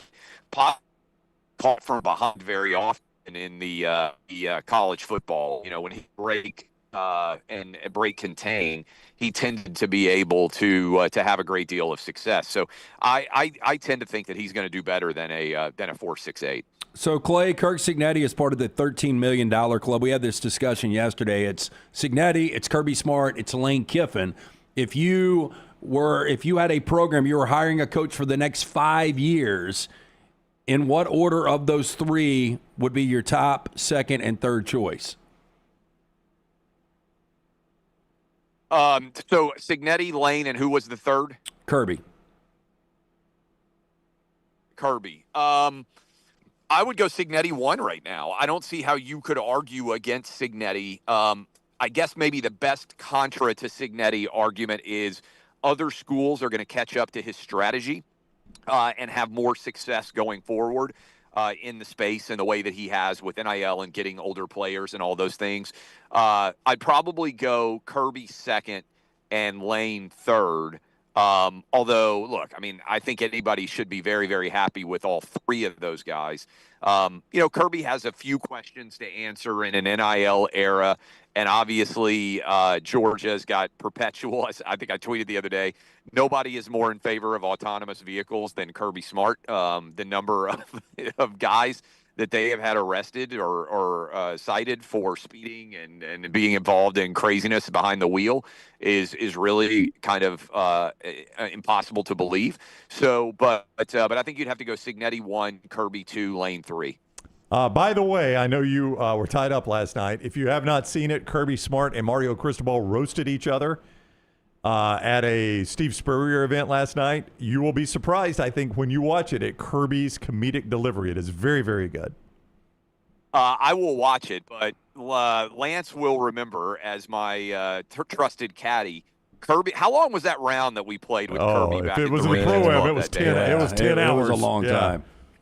It was like 10 hours in a golf cart, and that's the most time, obviously, I've ever spent with Kirby. Really fun, great sense of humor guy. So it does not surprise me that he killed it in that scene. I think when you win national championships, maybe you're a little bit more likely to feel like you can go for a joke than when you're the guy who hasn't won yet. And so I think that also unleashes a little bit for him, the fact that he's had the double national championships and so much success already. And by the way, Cristobal did a good job as well. Yeah, Cristobal overcame the not having won a championship to go back after Kirby. It's actually a pretty good back and forth. You'll be surprised at how good both of them are, I think. Well, look, I think what gets underrated is most college football coaches, in my experience, are pretty good hangs. And it does make some sense because they have to recruit for a living. So they have to be pretty good with people in general. A lot of them get clamped up, as you guys know, when they're going to be quoted on everything under the sun. And most of them would just rather not make news. But if you get those guys off the record, even people that are supposed to be really, tight-lipped, like a Nick Saban or an Urban Meyer, they're actually really, really fun guys. And obviously people are starting to see that side of Saban on game day where he's been very, very good. And Urban's very good on Big Noon, I think, better than people anticipated. But it's just because sometimes the public persona is different than the actual reality when you spend time with those guys. All right, he is Clay Travis, founder of Outkick. You see him on Fox at Clay Travis on social media. Safe travels, Clay. Thank you very much for the time. See you next week. Hey, appreciate you all. Thanks a lot. All right, buddy. Take care. Clay with us on the Alexander Shinara Trial Attorneys Hotline. A little more college football here in this segment, brought to you by, it involves Cam Coleman, his departure from Auburn, brought to you by our friends at Kalshi, where you can take positions on basketball games and pop culture and even the State of the Union tonight. Any of that right there at Kalshi, where the code to use is TNR. TNR. Yeah, sports, politics, pop culture, it is all available right there. Just kind of a fun dig if you want to, download Kalshi, the app, put in that code. As Dunaway said, TNR, you get $10 when you trade, $10. But just look at all of the options, the different positions you can take in all these different fields. How to trade using Kalshi now that it's legally available in all 50 states. It's very simple, Brown. It is very simple. You simply go to Kalshi or download the Kalshi app, register, and get started. As Scott is showing you on the screen, you can take a position on Auburn and Oklahoma. About halfway through the graph there, Oklahoma was ahead of Auburn, but it's come back 55 to 45% there. I wonder what the public was seeing right there. What do you think they were seeing to make it that close? Because now, as you mentioned, Auburn has a decent little lead in public view there at Kalshi. 55% to 45%. If you like the point spread version, if those numbers are a little more comfortable to you, all you got to do is switch it to sports fan mode, and you can see that where Auburn is favored by 2.5 right now at Kalshi over the Oklahoma Sooners with a total of 158.5. You can play all of that right there. Legal in all 50 states with our friends at Kalshi. One thing Scott's showing you, look at that right there. You can also adjust how many points you're getting or laying. Increase your odds. Increase your odds a little bit. Yeah. I like that. That is interesting, too. Yeah. All of that at the Kalshi website or the Kalshi app.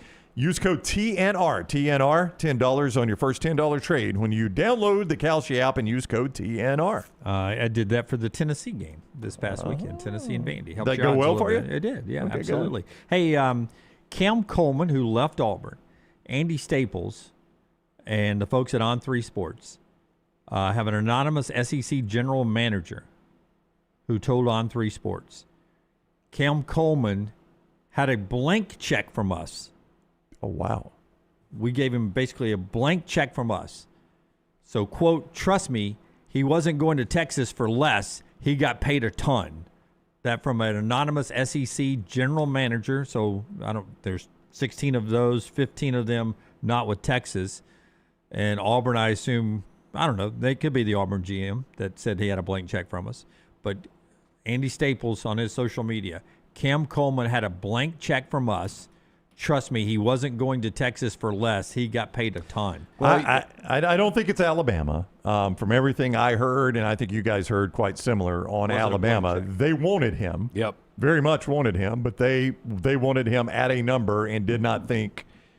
Apparently not. There was no number. No, at a number. Yeah, I'm just saying. Yeah. So if you had a number, it wasn't enough. Yeah, Alabama had a number they were willing to pay for Cam Coleman. Let me put it that way, Lance. And it quickly exceeded that number. And I think Alabama knew it is not worth us getting in the bidding war because it's going to get too expensive. Well, look, and I'm not surprised that he was given a blank check. Heard this about Caleb Downs back in the day when he left for Ohio State. I think it was just time for Cam Coleman to move on. And if Texas is going to pay you as much or more than Auburn, why would you not go to Texas? You have an opportunity to do everything you want to do at this level. It felt like the two most active NIL markets in the SEC were Ole Miss and LSU because of the Lane Kiffin situation. I wonder if it was one of those two.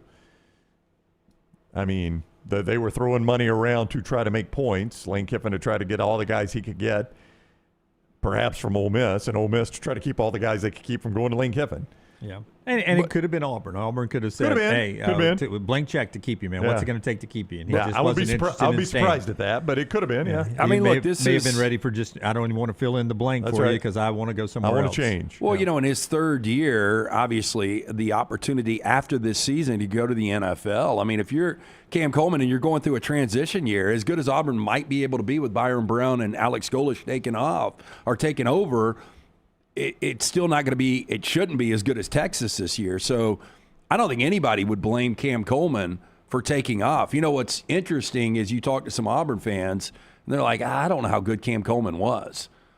Like, I think Cam Coleman might end up, outside of Jeremiah Smith, being the second best wide receiver in college football this year. I want to see it. I'm closer to the Auburn fans you were talking to. That's because you get worn out by your buddies on the golf course. No, I mean, just watching him, but he's had horrible quarterback play. He has. He's made some spectacular plays, some spectacular catches. Well, there was the one game against Vanderbilt where he was spectacular against Vanderbilt. When he got good quarterback play randomly. The one game he randomly got good quarterback play, he looked really good. Yeah. So quarterback, I don't think there's any doubt about that. I think it'll make Arch Manning a better quarterback, and Arch's already really good. It would feel like I would be leaving Auburn with questionable quarterback play to go to Oklahoma with questionable quarterback play. I would agree with you. Yeah. Not as questionable, but still questionable. Jeremiah Smith's number one, Malachi Toney probably two, but I think Cam Coleman could work his way into that 3 slot. And let's be honest, he's going to Arch Manning in Texas where the offense hasn't, but it hasn't been a smooth offense, and it hasn't been a dynamic passing offense to date. In a lot of ways, you're buying Arch Manning like everybody else in football is buying Arch Manning. Like he's buying position at Calci on Arch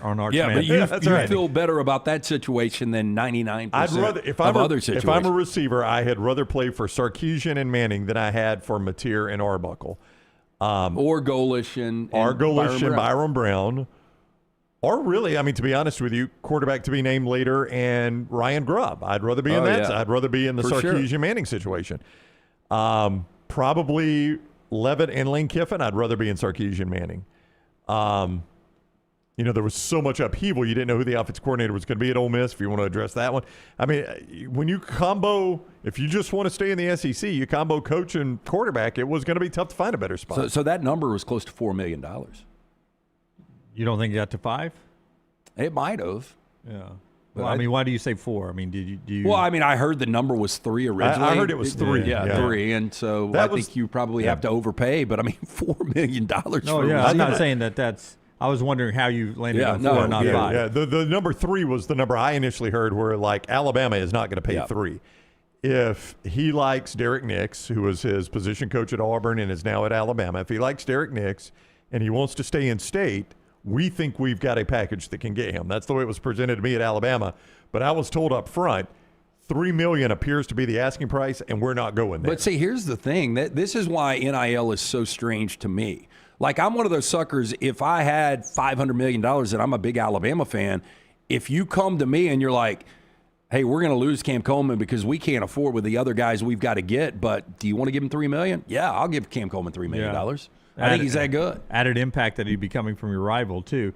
To find out what all these contracts look like, we may get there at some point, but the Collegiate Times got a Freedom of Information Act and 2 different ones to try to get the student-athlete contracts at Virginia Tech, and were denied both times by Virginia Tech. They would not honor the Freedom of Information Act. They said their lawyer said it doesn't fall under what is available. The school is not paying it. Yeah, a state-run institution is not paying it. It is being paid by an entity that is working with the athletic department would be their argument, I guess. I don't know what their argument is.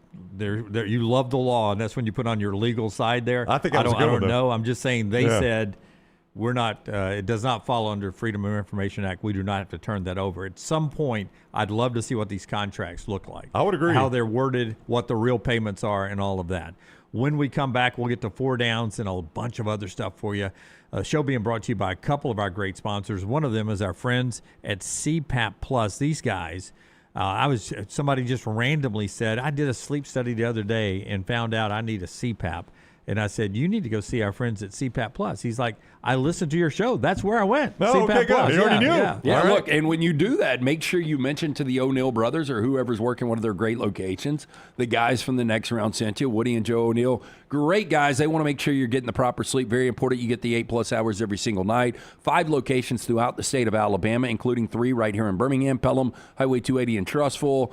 Stop by CPAP Plus. See the O'Neill brothers, where you're going to find the best service and equipment, all in stock, ready for you with hundreds of 5-star Google reviews. Trust CPAP Plus for all of your CPAP needs. CPAP Plus, where every night matters. For more information, o'neillmed.com. Hey, on the way to school today, my daughter pulled up her grades app to show me she had all A's right now. I'm obviously very proud of that. Smart grades deserve smart rewards. You got that school-age kid still in your home, or multiple school-age kids? Central State Bank wants to help them save for their future, but also reward their achievements. So 1 A at a time. A's and B's, thankfully. Open a Young Savers account today. When the report cards come in or they get their grades, send it over. They could get up to $10 for the A's and B's. It doesn't just celebrate the hard work, as it should, but also starts to build lifelong financial habits that are good. Family-owned, community-focused Central State Bank, member FDIC. Follow LT on Twitter at @TheLanceTaylor. Hop in. Injured in an Uber or Lyft?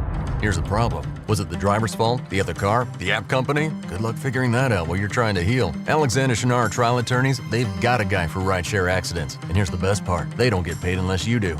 You heal. They fight. One call, 659-777-7777. Or visit alexwins.law. Alexander Shinar Trial Attorneys. Because rideshare accidents need an experienced team. Physical offices, Birmingham. To everyone who craves a fresh meal made just for you, let our team member Jacob share what's special about Culver's. In Wisconsin, our food comes from the heart, and taking the time to handcraft your meal with care is how we've always done it at Culver's. It's why your Butterburger doesn't touch the grill until after you order. Come to Culver's and let us serve you a Butterburger made special just for you. From Wisconsin with love, welcome to Delicious.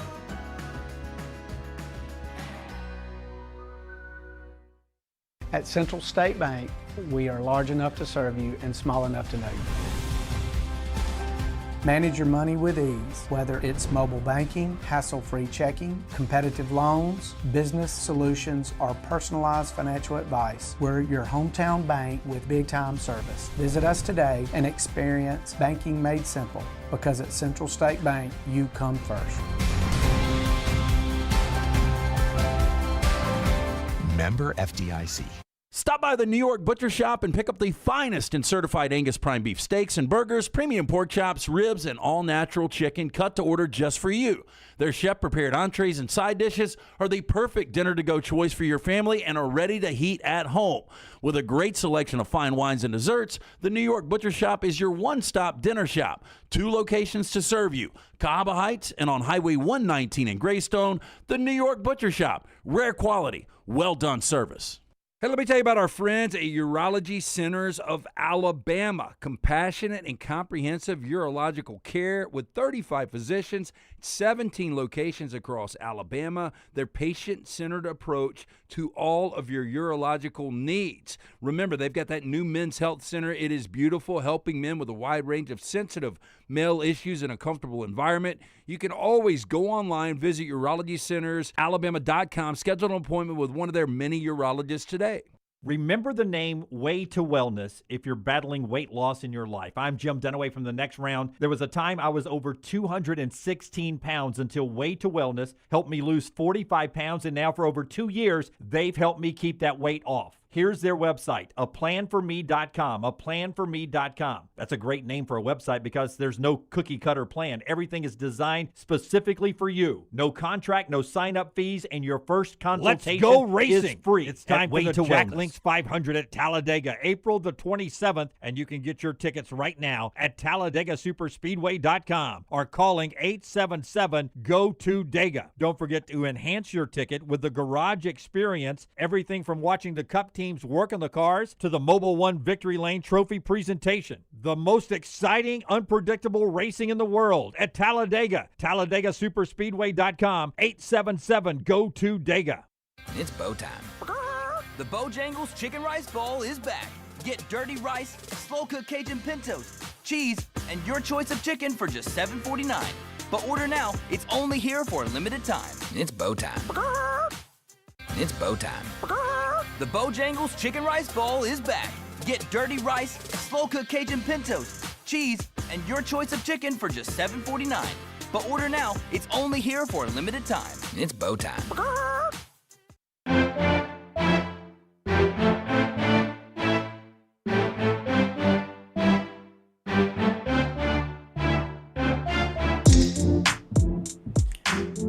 Before we get to Odie's, our Odie's facts of the morning here, and then our 4 downs. 2 things. One, do you remember the date I told you to remember? August 28th. That's when February 28th. That's when the planets are aligning. February 28th, coming up this week. 6 planets aligned in the sky. I pictured them being. I thought August 12th was a bigger day, right? And then we lose gravity. August 12th is when we lose gravity. Yeah, keep that in mind. Yeah, Remind me of that one. Too. That's off my list right now. So you thought what now? I thought they would be in line like this. I saw a picture projecting it. It's going to be in line across the sky like that. Okay, so along the horizon, not vertically. Yeah, okay. yeah. For those that are listening, thank you, Brownie. Yes, no problem. So what? That's going to be at sunset, right? Right after sunset. Right after sunset. Okay. February 28th, which is today's the 24th. That's right. Is that Saturday? Saturday, yeah. So Saturday at sunset. Yeah, so it's a good day. Saturday's going to be great weather around here. I'm playing golf. So after golf, throw some steaks on the grill from New York Butcher. Pour the drink of your choice and sit there and watch the sunset. I've got an event Saturday night, so check it out on the way. Yeah, there you go. The other thing Brownie was discussing with me this morning was the UFL with the Birmingham Stallions still playing down at Protective. They have some new rules. I found them, Jim. Reddit College Football says some of these new UFL rules are insane, derogatory. And then they say some of these new UFL rules are insane, complimentary. Yeah. So they're insane. What are they? All right, so you tell me if you think, well, first of all, I don't know why they're doing this, but they've gone from the NFL 2-foot inbounds rule to the college 1-foot inbounds rule. It makes the play smoother because you can get more catches. You can, but you're also trying to pump guys to the NFL. I would think you'd be closer to the NFL model, but I don't really care. But they don't pump guys to the NFL, so I don't think it matters. Okay. Yeah. Here's one. A lot of special teams rules. The 4-point field goal. Any successful field goal kick 60-plus yards is worth 4 instead of 3. It would be more entertaining to me if we're going to tweak rules of traditional football to give them 4 points if they actually hit the upright and go through. That's right. Oh, I think you give them 10. Do you have to call it before, Jim? Do you have to say I'm attempting an upright hit? Because I don't want to reward a kicker hitting a crappy kick and he accidentally hits the upright. No. I think you got to call it before. You're like, we're going to attempt the upright kick. Okay. Yep. And he turns on his microphone, goes, Birmingham has chosen to attempt the upright kick. Imagine if it was worth 10 points, though. I know. Hey, they're down 9 right now, but, we've got the upright kick. Boy, he's going to try the 57-yard upright kick. That would be freaking amazing. I mean, look, if you're going to hokey this thing up, why not? Why not? Okay. All right. What else? Here's one that, this one blows me away. No punting inside the 50-yard line. So once the team, now this is outside of the 2-minute warning in either half. So once you get inside the 2-minute warning, this rule no longer exists. But once the ball is made ready for play inside the 50, you have crossed midfield on offense. You cannot punt, even if you lose yardage all the way back across the 50. I like, again, if we're going to hokey this thing up. So you don't want to see this in the NFL. This is more exciting. No, I don't want to see it in the NFL. If all you do is reach the 50, you may still punt. But once you cross the 50, 49 and a half in, you cannot punt. I believe there are certain coaches in college football that have a mindset, and we're getting there in the NFL. Once you cross 50, our punter's not dressed. EA Sports, if I'm at the 50 or in, I never had a punter. I never punt. It didn't matter if it was 4th and 30. I don't even go field goal. Yeah, I'm playing to win, baby. Yeah. I don't mind that rule for an entertainment thing. I'm like Lance. I don't want that one in the NFL. The 4-point field goal at a certain yardage, I'd be okay with that in the NFL. NFL kickers have gotten. Yeah, but the problem is you're using a separate ball now. They've gotten so good at it. Yeah, we've got Little down in a 60-yard field goal almost every weekend. What's Little's first name down in Jacksonville? Cam Little. Cam Little from Arkansas. That guy, I mean, he hits bombs. Yeah. He does. Overtime. Brandon Autry too. We have done everything. A former Stallion, by the way. Yeah, free agent. Yeah. Rams are looking at him. We've done everything we can to fix overtime in football. Nobody's got a good system. Overtime is going to be 3 attempts per team in the UFL. you alternate attempts from the 50-yard line, or excuse me, from the 5-yard line. If after 3 attempts for each team the tie has not been broken, you alternate until there is a winner. So you play three plays, and it's like the kickoff in soccer where Birmingham could win it 2-1, 3-2. That's right. Something like that. Yeah, you still haven't broken the tie. This is so complicated. Okay, now that we bring this up, and you say there's no perfect model, There what isn't. is, if you had to universally say in the NFL and college football, here is your overtime model? Because I personally would go back to college before the revolving, rotating 2-point conversion. So here's 25-yard line. I started at 25-yard line, and then everybody will alternate possessions. You know, and if you can go for 2 on the first possession, or you can go for 2, 4 possessions in. I did not like that system until they changed it to the current one, and I like it so much more because the current one is so bad. I think it is the closest to being equitable of anything that we've ever had. I mean, high school football, you start 4 downs from the 10. The UFL, you've got 3 plays that you alternate from the 3, I think. Is that what I said? No, from the 5. College, you do what you do now. The NFL changes it in midstream for TV purposes. It should just be everybody gets a possession. You can match, I get the ball first. I score a touchdown. Lance gets a chance to match it. Then after that, sudden death. Sudden death after that? Yeah. You can do that. Yeah, just I mean, play no clock. So the way the UFL is doing is home team, they don't even do the coin flip. Home team's got choice to go offense or defense first. I'd almost give road team because road team's done it, and a lot of times it's been harder for them to force overtime. Yeah, but home team deserves that choice. I guess. I don't know. Yeah, I would say if you're home, don't be in overtime. So there's some crazy rules. Yeah. They're conversions. 1-point conversion, 33-yard field goal. 2-point conversion, ball from the 2. 3-point conversion, ball from the 8 after scores. Yeah. So you can go for 1, 2, or 3. Yeah, I mean, the problem is you go to one of these games, you're like, I don't know what's going on. I don't even know what we're doing. Is this football? All right. So Odie's brings you part of the show, and then Central Alabama Asphalt will give you the 4 downs. Tell us about Odie's first. Odie's Tavern will be out there tomorrow night, the original location in Crestline. We do it every Wednesday night. Odie's Team Trivia.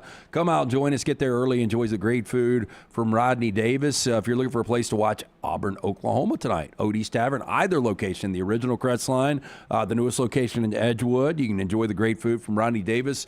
He's been doing it for almost 40 years now. The wings, the burgers, the sandwiches, ice cold beer buckets, full of the Bud Light. Get NC Will Haver and that great staff. Birmingham Institution, it's Odie's Tavern. And 4 downs presented each day by our friends at Central Alabama Asphalt and Construction. You want asphalt work done, who do you look for? Well, you look for somebody that knows what they're doing. So when you're driving down the road and you come across road work and you're seeing asphalt put down on these major state and federal government and municipal roadways, you know they're pretty good, right? Well, let me tell you, chances are who you're looking at, Central Asphalt and Construction. They do a ton of those projects in our area. So you're like, okay, well, they're too big for me. Not at all. They've got an entire division that is based on doing private driveways, the parking pads, the smaller asphalt projects, maybe a parking lot at a church or a business or something like that. But it's the same crews, the same quality, and the same no-excuse standard. So no matter the size of the job, let them give you an estimate at Central Alabama Asphalt and Construction. 205-349-0910. That's 205-349-0910. Or visit them online, centralalabamaasphalt.com. First down. Which former Alabama quarterback wins a playoff game first? Tua, Mac Jones, Bryce Young, or now Ty Simpson?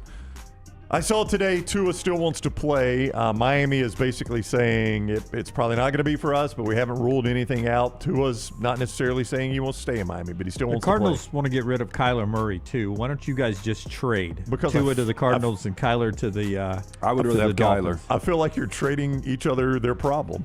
I'm trading you my problem to get your problem, and I don't think it helps either one of them because Arizona's on the hook for a lot of Kyler money, right? And Miami's on the hook for a lot of Tua money, so you're just getting each other's problem and you're paying the same amount of money, it seems. Let me ask you guys this. Do you all know the answer? The last Alabama quarterback, and I'm not talking about the last Alabama quarterback to win a playoff game in the NFL. Was it? AJ did not win that one, right? No. They were playing Cincinnati. They lost. He did everything for them to win. Yeah. And then, was it Vontez Burfict? Burfict hit Antonio Brown over the middle. Personal foul. I think it might have been Richard Todd. I was going to guess Richard Todd, and then I was going to go crazy and guess Joe Namath. It would be Kenny Stabler. I forgot about the snake, yeah. But it's going to be Stabler. I don't know if Richard Todd ever won a playoff game. I think he did. But the fact you have to go that far back is 70s. crazy. Yeah. Richard Todd or Kenny Stabler. So the next one to do it? The next one to do it. I will go Bryce Young. I was going to go Bryce Young as well. I'll go Mac Jones. Lands at a really good spot. They're just not going to give him up, though. It doesn't look like they're going to. That's the problem. Like, if you gave Mac up, I think there's a lot of places that would love to have Mac Jones right now, and I think he'd have an opportunity. So they don't give him up, and they get to the playoffs. Pretty good 49er team, and Mac Jones is your starting quarterback that day. He gets the win. Well, yeah, if that happens. Or sneaky, Ty Simpson gets to Pittsburgh, who's always in the playoffs, or goes to Lance's Rams, sits a year. Stafford retires, and he's got a playoff-level team already at his disposal. I'll take Mac Jones. I would go Bryce Young. I think my second guess might be Ty Simpson, though, because of where he could land in the draft. Yeah, Ty Simpson would be my second, too. I think Tua would be my dead last. You don't know where he's going to be. He just started a playoff game last year. He did. Not particularly close to winning it, but he did, in fact, start it. Second down. As Brooks points out, Jalen Hurts obviously played at Alabama and won a playoff game. Hit the Oklahoma thing. I know. Stated that. I know. Last guy to finish at Alabama that played in the NFL. I mean, if he never goes to Oklahoma, he doesn't play in the NFL, I would in my opinion. 100% agree with you. Okay, so kind of on the tailing that question, what happens first? One of those guys, either Tua, Mac, Bryce, or Ty Simpson, plays in a conference championship game, or Kalen DeBoer wins a national championship at Alabama. So, conference championship or national championship? One of those guys has got to win multiple playoff games. I'm just going to go with the number of quarterbacks I'm given. I'm going to play the sheer numbers there and go with a starter in a conference championship. For all the people that are texting and tweeting, Jalen Hurts didn't finish at Alabama. Yeah, that was the way Lance worded it. Yes, I know, it's blowing up. Trust me. And if you ask Jalen Hurts, if he had to have a bust with the team on it, I think it would be Oklahoma. He loved Alabama, but to your point, he's not in the NFL without Oklahoma. No doubt. Yeah. Heisman finalist at Oklahoma. And what was your question again? Of those four former Alabama quarterbacks, better chance one of those gets to a conference championship game before Kalen DeBoer wins a national championship. I'm going to play the numbers and say I'm going to take the four quarterbacks to go to a conference championship. Okay, game. do I have to pick one of the four quarterbacks? No. Okay, I'll take the quarterbacks as well. Yeah, I think I'm going to take DeBoer. Just a numbers game. Really? You take DeBoer to win a national championship? Yeah, I still think DeBoer has got an opportunity. I know it seems like it's trending in the wrong direction, but I don't see any of those guys winning. Yeah, I don't think it's trending in the wrong direction, and I think it could. I think they're another year away from that. Quarterback plays this year and then comes back, plays again next year, and they are championship contenders in 2027. I really feel good about Mac Jones and the 49ers being the quarterback of the 49ers before it's all said and done. Maybe even beats out Brock Purdy at some point. Wow. They would never allow it because of the money they're paying Brock Purdy. I mean, that's a lot to pay a backup. And in the NFL, you have got to be exceptionally bad as a starter with that kind of money. That window is closing so quickly. Oh, I mean, it wouldn't shock me if Mac Jones is the better of the two quarterbacks at some point soon. Christian McCaffrey's years left playing, to me, I get seems it. to be Mac's good, but sand through an hourglass. He's not as good as Brock Purdy. I think he could be really good. Like, if he was to go play for Kevin O'Connell in Minnesota, I think Mac Jones could be in the playoffs this year. Maybe it'd be an Earl Morrall situation where Brock goes down late in the year and they have to. Who was the kid that did it for the Eagles? Nick Foles. Yeah, Nick Foles. Could be that situation. I'll go Mac Jones. Third down. 2 for 2 on Mac Jones so far. Okay, what happens first? The U.S., back to our soccer, plays for a World Cup championship in the World Cup final, or one of these four teams wins the SEC. South Carolina, Mississippi State, Kentucky, or Vanderbilt. One of those four wins an SEC championship in football, or the U.S. plays for a World Cup final, or in a World Cup final. I would. Does it count co-SEC champions when we move away from the championship games? I will give you that, sure. Okay. But again, we're talking South Carolina, Mississippi State, Kentucky, and Vanderbilt. I will go SEC teams because I am willing to say right here and now, Tuesday, February 24th, 2026 at 10:49 a.m. Central Time, the United States men's soccer team will never play for a World Cup championship? If the planet's around for another 100 years? Nope. Again, I think we did it once back in the again. 30s, 20s. Shall 10s. I say again? Again. The first 20s. The 1920s, not the 2020s. We were in a World Cup final. I think that's right. I think Jim's right about that. Tyler? We finished third place in 1930. Third place. Okay. We were close. Damn, that's. We could see it from there. Yeah. But it will never happen. Yeah, I'm with. I don't think it will ever happen, and if it does, I won't be here to have to answer for. Oh, Brown, you said you would need a complete shift in American culture and how just American culture and how we raise children. I would get like success in soccer. I would say that what's the furthest we've been in modern times? We made it to the knockout round. Quarterfinals in 02. Quarterfinals. Okay, made it to the final 8. I would go the other. Yeah, I go SEC. I think I'm going to go SEC too. Just one of those random Diego Pavia years. Kentucky. Yeah. Kentucky with a co-championship. Yeah. I was randomly working out yesterday. I turned on TV, did in my workout room, and YouTube TV gives you some recommendations, and one of them was a live soccer match, Everton and Manchester United. And I turned on and watched the end of the half, and because I bet there was no scoring. It was I bet it didn't end at a certain clock amount. No, it was 0-0 at the half, or 0-0, I believe they say in soccer. And the studio show was killing the two coaches. Like, there is no creativity on offense on either one of these teams. Have no idea who the studio show was, but the two analysts were killing the coaches on Sky. I believe we were on Sky Sports is what I was watching. That has got to be the toughest sport to be an analyst in. I mean, but they made good points, though. Like, they broke it down, and it educated me a little bit. But I think it might be the easiest sport to call just because, like, you're not trying to there's not as much focus on the big moments, the big shots and goals. It's what's the field looking like? I mean, Vin Scully would have been great at it. Because he tell a story. The play-by-play person was, she was giving me the names as they're touching it midfield. And I'm like, I don't need to know who's got the ball at midfield, right? I mean, they're not about score. What were your other options, Judge Judy? I can't remember. You know how you turn on YouTube TV and it's got the list? It was the first one, and it's like live sports. And I said, I'm only going to be down here half an hour working out. I'll watch a little bit of it. It was, the crowd was into it. Soccer fans, it's more like boxing fans, where like you really appreciate good defense and movement. Right. But like if you're more of a casual watcher, you want to see the knockouts. Yeah. 4th down. Floyd Mayweather, 49 years old. Back to that fight, by the way. I did have Akash from our local gym reached out, and he said there is no way that fight will ever take place. If it does, he is broke because, and I didn't even think about this, but remember, Floyd retired at the 50-0 mark, and he's only done exhibition fights outside of that. He doesn't want to lose that. Doesn't want to lose that. Some off chance that he did lose that would be a bad blemish. So I kind of agree with that. But Floyd Mayweather, 49 years old today, better career, Floyd Mayweather or Al Michaels? It was in that Netflix documentary where they asked Al Michaels how he ended up on The Miracle on Ice. And he said, do you want to know the true story? He said there was a group of announcers, and I was the only one of the announcers that had ever done a hockey game. They're like, how many hockey games did you do? He goes, I had done one. He said, but I was the only one that ever had a hockey game. So like, all right, Al Michaels is doing hockey. And he's just a young announcer. Like, he was in his early 20s, maybe mid-20s at the time. And he gets this hockey assignment. He's like, I mean, the first game I did was the second hockey game I had ever done.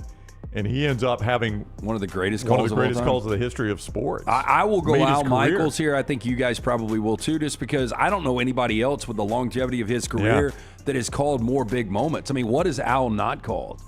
I mean, I guess a Masters, right? Or has he? I don't believe he's ever done a Masters, but he's done the other majors. I mean, he's done World Series. He's done Super Bowls. Yeah. He never worked for CBS, I don't think, right? So he didn't do the Masters. I don't think so. He's worked for NBC and ABC primarily. Masters was on ABC for a brief moment, was it? Yeah, not? I don't think Al. Yeah, because Jack Whitaker did it, but I don't think Al Michaels was ever part of it. I think he was on the call for Run Lindsay Run, Georgia, Florida. Al Michaels, the TV broadcast. You never hear that. He did an Iron Bowl or two. Yeah. I mean, incredible career. I told Jim, I don't know if you remember this, Lance, but for a minute, the Monday Night Football crew used to do the Sugar Bowl on New Year's night because I think Keith Jackson would get shipped out to the Rose Bowl. So they would need They need a primo crew, and Monday Night Football crew used to do the Sugar Bowl occasionally. Don't really recall that. That was back when it was Gifford, Michaels, and Deerdorf. That was your iteration of the Monday Night Football crew that did it then. I think I'd go Al Michaels, yeah. Yeah, I mean, look, if boxing was still what boxing once was, maybe I would probably go Mayweather because you can make the argument. I know a lot of people are going to say he dodged a lot of people in their primes, but Mayweather was fantastic. But Al Michaels, just the longevity and everything he's done, big moments. And that is 4 Downs today, brought to you by our friends at Central Alabama Asphalt. Show's also being brought to you by the great folks at Inverness Country Club, where you can get out and enjoy what will be great weather this upcoming weekend. So, Brown, you will not play today because not it's today. too cold, right? Don't do it tomorrow, though. You will be out there tomorrow. Yes, sir. Okay, there you go. The Inverness Country Club. Look, before you know it, the weather's going to be warm, and that pool is going to be open. They've got memberships that fit everyone from the social, including the pool membership, the racket club, the golf membership. It's a win-win. You play a lot of golf, guess what? Child care is a big plus. You can drop the kid right there on site, have dinner with friends. You're going to absolutely love it. Best days happen at Inverness Country Club. Maybe you relocated or retired. Great place to network is Inverness. To take a tour, go to iccalabama.com. That is iccalabama.com. And our friends at Way to Wellness, Leslie and her board-certified team standing by to help you jumpstart your weight loss here in 2026. A lot of people always ask, man, does this really work? I'm looking for something. I need something just to get me going. Way to Wellness can do that for you. Go to the website, aplanforme.com, and you'll see everything they have to offer there. And listen, there's no contract, so you're not locked into something if you end up not liking it. There's no sign-up fees, and you get a free consultation with Leslie and her board-certified team.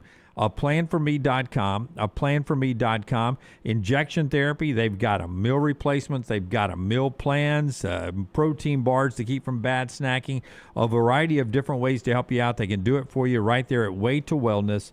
It's your journey to healthy living. Follow Scott Forrester on Twitter at Scott Forrester TV.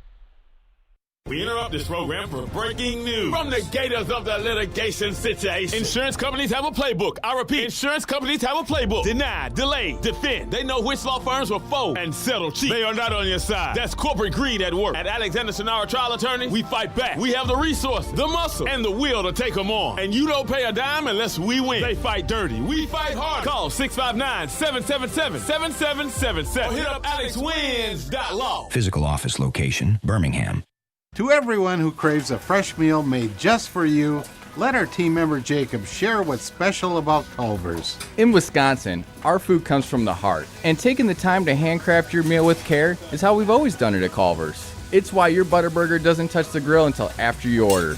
Come to Culver's and let us serve you a Butterburger made special just for you. From Wisconsin with love, welcome to Delicious.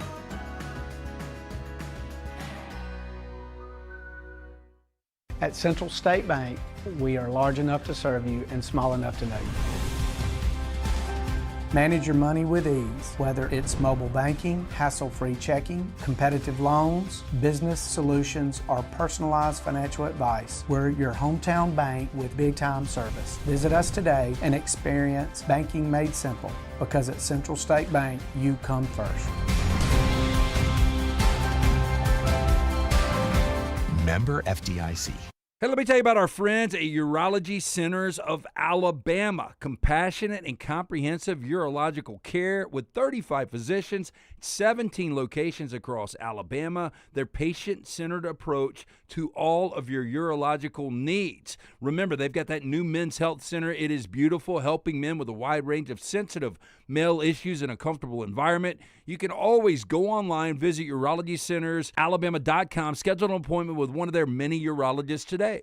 Let's go racing. It's time for the Jack Links 500 at Talladega, April the 27th, and you can get your tickets right now at TalladagaSuperspeedway.com or calling 877-GO-TO-DEGA. Don't forget to enhance your ticket with the Garage Experience, everything from watching the Cup teams work on the cars to the Mobil 1 Victory Lane Trophy presentation. The most exciting, unpredictable racing in the world at Talladega. TalladagaSuperspeedway.com, 877-GO-TO-DEGA.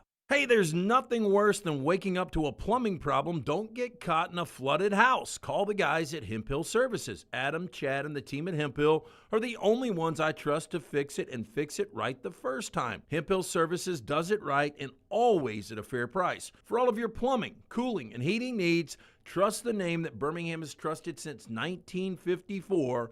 That is Hemp Hill Services. Call now, 205-229-2090. That's 205-229-2090. Remember the name Way to Wellness if you're battling weight loss in your life. I'm Jim Dunaway from The Next Round. There was a time I was over 216 pounds until Way to Wellness helped me lose 45 pounds, and now for over 2 years, they've helped me keep that weight off. Here's their website, aplanforme.com, aplanforme.com. That's a great name for a website because there's no cookie-cutter plan. Everything is designed specifically for you. No contract, no sign-up fees, and your first consultation is free at Way to Wellness. It's bow time. The Bojangles Chicken Rice Bowl is back. Get dirty rice, slow-cooked Cajun pintos, cheese, and your choice of chicken for just $7.49. But order now. It's only here for a limited time. It's bow time. It's bow time. The Bojangles Chicken Rice Bowl is back. Get dirty rice, slow-cooked Cajun pintos, cheese, and your choice of chicken for just $7.49. But order now. It's only here for a limited time. It's bow time. Jim Dunaway, Lance Taylor, Ryan Brown. Live from the Birmingham Racecourse Casino Studios, The Next Round, presented by Bud Light, is on now. Pete Nakos of On3 Sports has a fascinating article. If you're a member of the On3 family there, you can go read the details. But basically, he is talking about how we will have multiple $40 million rosters this year in college football. Multiple. And he interviewed 14 Power 4 general managers.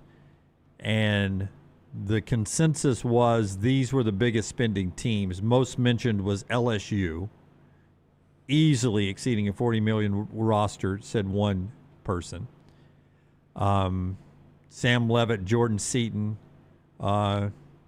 Imana Milan, or however you say his name there. The Prince. I don't imagine that will be the norm for them. I think this is a little bit more of you went and got Kiffin, you had to make a splash too. Texas Tech, and Miami were the others. You can go read everything that Pete has there, but multiple $40 million rosters.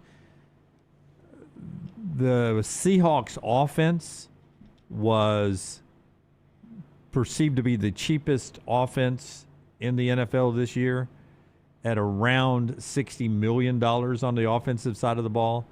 Pittsburgh's roster was the cheapest, $258 million for the entire roster. Jets at $260 million. The Seahawks won the Super Bowl with a $261 million roster, the third cheapest in the NFL. Wow. So good by them. But if you're still talking about what you're spending for a roster in the NFL, I mean, it is professional football. $258 million gets you in the game in the NFL. A multiple $40 million roster is the most expensive roster in college football. I mean, $258 million in the NFL. I don't know what the gap is. Like Dodgers to who's the lowest spending team in the Major League Baseball? I mean, Marlins probably. Rays are in the mix always. Yeah, I would $313 million. I think was the most expensive. Okay. NFL roster. There's a cap. There's a cap. That's why I was wondering what the gap was. It's going to be a much smaller gap than you get in Major League Baseball, who just ignores the cap. But my point was going to be third lowest paying roster in Major League Baseball stands zero chance. They don't stand a chance in their division, much less winning the world championship. It's just much healthier for a sport when the third lowest paying roster can win a Super Bowl or can win your championship. Tampa Bay made it to 2 World Series in recent years. Do you think y'all were ever in the third lowest, though? I mean, y'all were probably in the bottom half. We were in the mix those years. I would love to see, and we'll never have these numbers, I don't assume, like of the 12 playoff participants this year in college football, what did they actually spend? Yeah. That's what I mentioned that last hour. I want to see hard numbers. Yeah, because I don't think Indiana this year. I don't think you've got. I don't either. I think people would be blown away with the amounts Miami and maybe even a Georgia and Ohio State spent above what Indiana spent, and Oregon. See, I understand that Indiana can do it now, but I think they got a lot of those JMU guys on the cheap. Those guys are going to graduate. And even this year, I think, all of us doubted them. Like, okay, that schedule, year one, let's see how that they back this up, and they're actually playing a game at Oregon, and they were able to back it up. But I don't think a lot of Indiana money was invested. Now I think you can invest it, to your point. I don't think in year two it was invested to the level it will be invested now. Yeah. They almost had some guys on rookie contracts that came to them from James Madison. Worked out good. This hour brought to you by our friends at Champy's. Before we do more college football in our spotlight, Champy's world-famous fried chicken on Highway 119 in Alabaster. Sterling is absolutely, first off, he's a football fan. He's a friend of our show. But he's really a great entrepreneur who created a great product and a great atmosphere on Highway 119 in Alabaster. They've been in that building for approaching 11 years now, and it is such a homey, good feeling. It's almost like you're eating at a friend's house. You just sit down there and you enjoy a great home-cooked meal. Chicken's brined overnight. It's cooked to order. It's piping hot when it comes out. The Mississippi Delta recipe tamales. ChampysChicken.com, Highway 119 in Alabaster. Let's do the spotlight. The College Football Spotlight is presented by Alexander Shinara Trial Attorneys. The Shinara Spotlight every single day. This is a guy that has recovered more than $2 billion for his clients. And they handle a ton of stuff, not just personal injury claims. You know they handle that, but also claims for fire and storm damage, bad drug and device claims, disability, workers' compensation, and a host of other claims. When you find yourself in need of a lawyer, call the Alexander Shinara Trial Attorneys. You don't pay a dime unless they win your case. Shinara.com, Shinara.com. All right, friends of the show, Joel Klatt and Josh Pate, both put out their top coaches for this upcoming season list. Forrester, do you have any disclaimers on these? Do they have any criteria that they said? I just think it's their list of top coaches How for deep did they go? 2026. I think Klatt went 10. I think Pate went 10 as well. We'll see the graphics here. Let's go Joel Klatt first, probably the most controversial. Top 10 college football head coaches. I'll read them and then we'll react. Cignetti, Day, Smart, Lanning, Marcus Freeman, the top 5. Then Sark, Whittingham, Sataki, Cristobal, and Kiffin, top 10. First thing that jumps out to you is who's missing, LT? Kalen DeBoer. I mean, look, you go 6 through 10. Those guys haven't accomplished nearly what Kalen DeBoer has accomplished. Those are Sark, Whittingham, Sataki, Cristobal, and Kiffin. And all really, really good coaches, but the fact of the matter is they haven't. I don't know. And by the way, real quick, Brown, DeBoer is being judged on Nick Saban. That's exactly what's going on here. Probably so. So to your point, you would, at the lowest, you would slot in 6. Is 6 lowest. Because of just the accomplishment. And you're saying because of the noise around the program, he's being judged differently than those other coaches. And I put him in front of Lanning because all he did was dominate Lanning. Well, I think the perception on DeBoer is you could get him as high as 5. Oh, yeah. Yeah. I think the perception on DeBoer is he took over a ready-made national championship program and has missed the playoffs and has advanced once and then got blown out in the playoffs. That's not what happened, though. I think that's the perception. I'm not saying it is what happened. Yeah, I know. But I think that's the perception by a lot of people. And Klatt's smarter than that, so I'm not saying that's why Klatt did it. I'm just saying when Lance says he's judged on Saban, it's that perception that he's judged on is, oh, my gosh, Alabama was a ready-made national championship program. Nick Saban retired at the top. I mean, they had just lost in overtime to the national champion in the Rose Bowl. And he's taken it over and couldn't get them to the playoffs the next year. Got to the playoffs, won one game, and got drilled the second year. Yeah, by the time he got there, that roster was not the same. Yeah, and I don't think that's what Klatt is saying. I'm just, based on what Lance said, he's being judged on Saban, I believe to be accurate. Now let's compare it to the Josh Pate list, who does his show out of Nashville. Day. Is that important to this? Smart, Cignetti, Lanning, Freeman, top 5 different order. Kiffin 6, DeBoer 7, Sark 8, Cristobal 9, Elko 10. So a big difference on the back end of that. Higher on Kiffin, DeBoer's in the mix, lower on Sark, and here's Mike Elko in at number 10. I mean, Cristobal. How in the hell is Cristobal on this list? Just it was a nice run. Just coach for the national championship. Yeah, it was a nice run. Well, funnier guy than I would have thought. Yeah, should we have Pete Golding on this list? Well, Lane Kiffin, I was going to bring that up, Lance, since you mentioned Pete Golding. Lane Kiffin is 100% getting credit for being a semifinal team. He is. He did not coach any of those games in the playoffs, but he is getting credit for winning them. Yeah, I mean, Forrester, with your magical fingers, can you give us those side by side at some point here? Take your time. Do an A versus real B. quick. For sure, Sarkisian and Cristobal should not be on this list. As top 10 coaches anywhere, you can find somebody else to put in there over them? Yeah. Well, I mean, Sarkisian. Give me who? But real quick, Sarkisian at Texas for how many years now? He's year 4, year 5. Is about to start year 5. He's never made the playoffs, has he? He made the playoffs in 1 year. That's right. The 2023. Okay. Yeah. Same level that Nick Saban did. Yeah. I mean, again, I hate to bring this up, but it is factual. Lincoln Riley has a much better track record than Steve Sarkisian. Much better. But he hasn't been as good lately. And that's not how you get on these lists.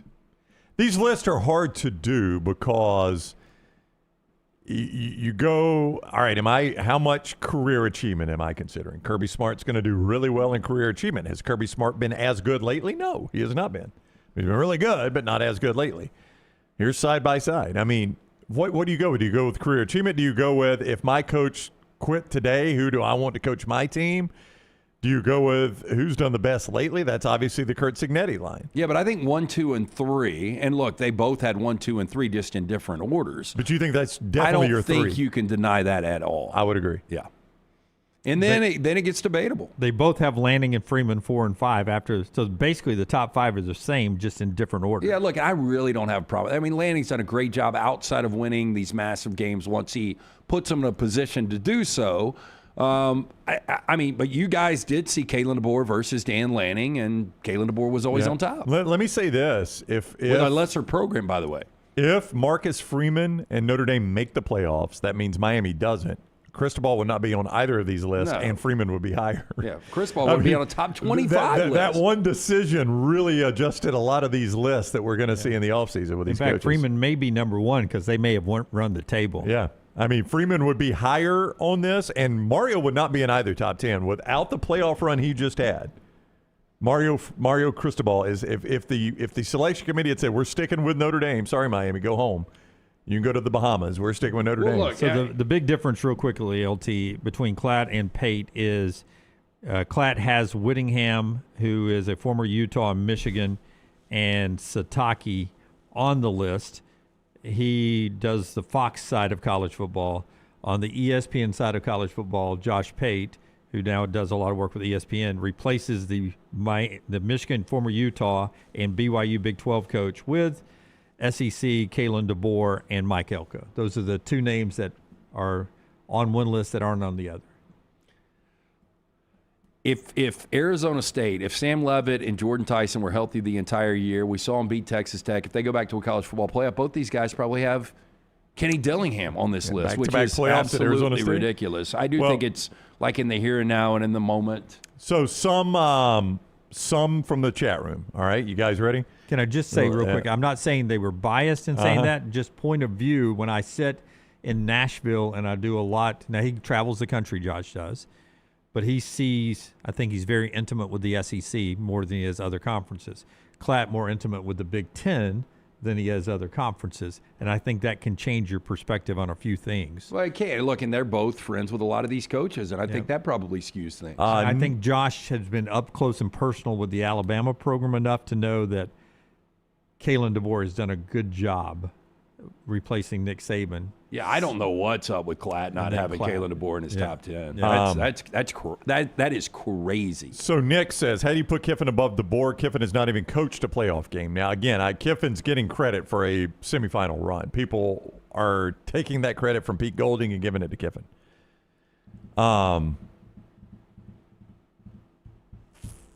Rod, been to 2 playoff wins, a lot on the list, haven't even made the playoffs or won in the playoffs, as he talks about DeBoer. 2-2 in the playoffs. Yeah. One of those a national championship loss, and the other one a Rose Bowl loss to the eventual national champion. So both his losses ended up winning national. I like this. So Alabama fans are going to come out and battle for the board. These are the same chat kids room. I know. that are the same people that dog out their kid and beat their kid, but then they're like, "Hey, don't talk about my kid. Don't you touch my kid." Sam, why in the world are we giving a guy so much credit who has never, all caps, made even a conference championship game? I believe that would be Kiffin, or is that Cristobal? Has Cristobal played in a conference championship game? He has not. Yeah, Miami hasn't made it. Yeah, it's both. Technically, Marcus Freeman, too, but they don't have a conference championship game to play in, to be fair. Len, my believer, what has Dan Lanning done? If you had to battle for Dan Lanning here, you would say Dan Lanning has done what? Well, he won a Big Ten championship. He was the number 1 overall seed. But they got their doors blown. No, I would say he is. You lose games sometimes. Yeah, I'm just saying that he regular season wise. I mean, look, there's some games he has dropped in the regular season against Washington, this year against Indiana, but in the regular season, I mean, he's gotten it done. It's just postseason hasn't been good to it. Yeah, but he's been in the postseason 24 and 25. I don't know how many. Yeah, he should be on this list. Short list of coaches that have been there both years. I don't think Lanning should be as high as he is, but he should be on this list. If it wasn't for Kalen DeBoer, he would have been there in 2023 as well. Yeah. Green Man, how in the hell is Whittingham in the top 10?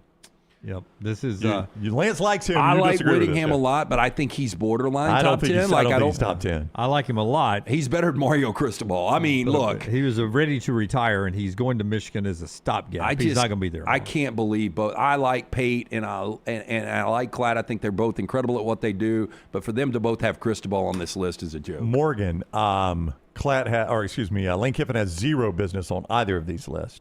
I would agree with that too. Michigan, I think you get credit for building a program though too. Yeah. And they've won a lot of football games. Michigan Manifesto. We'll see how good Sataki is without Hill.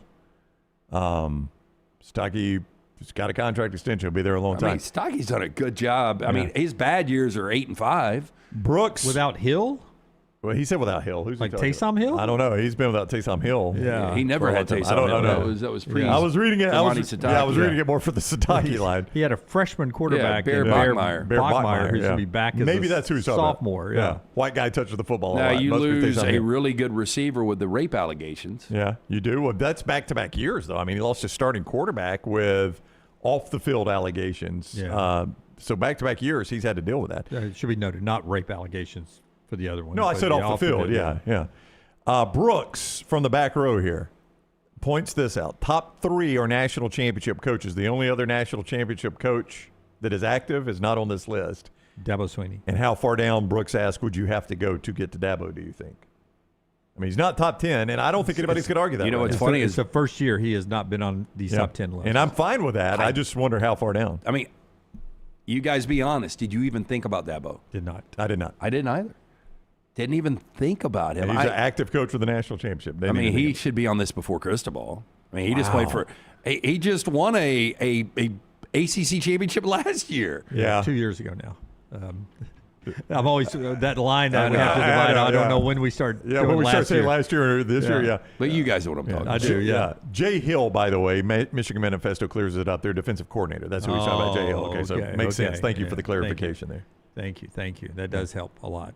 Just thought that was interesting to see those two guys at different times over the weekend drop their top 10 coaches list, and one with DeBoer. Elko in conversation? Yeah. I mean, Elko made it 10th on Pate. Lance thinks more of Elko than I do. I don't think Elko's bad. Am I ready to put him in my top 10? Not at all. I mean, the guy won at Duke. I get it. And he's been really good. 20 wins. I can't go really good. No playoff wins. Lost a home playoff game. Now, granted, Miami was playing really well. I get that, but you look at what Jimbo before NIL had more money than everyone.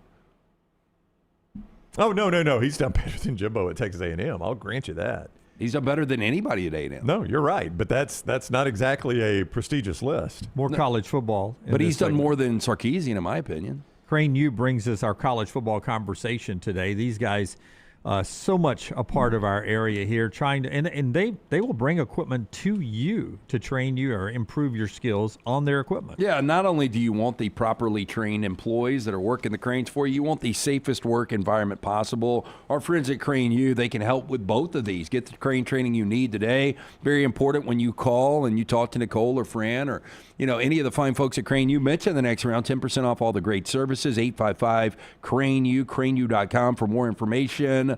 If you're looking for a new career or need further training to advance your current one, our friends at Crane U offer the comprehensive state-of-the-art, fully stocked training facilities for mobile cranes, overhead lifts, or forklift training. If you want to use your own equipment, the team at Crane U, as Dunaway said, will come to you. On-site and on-location training offered nationwide. Again, craneu.com for more information.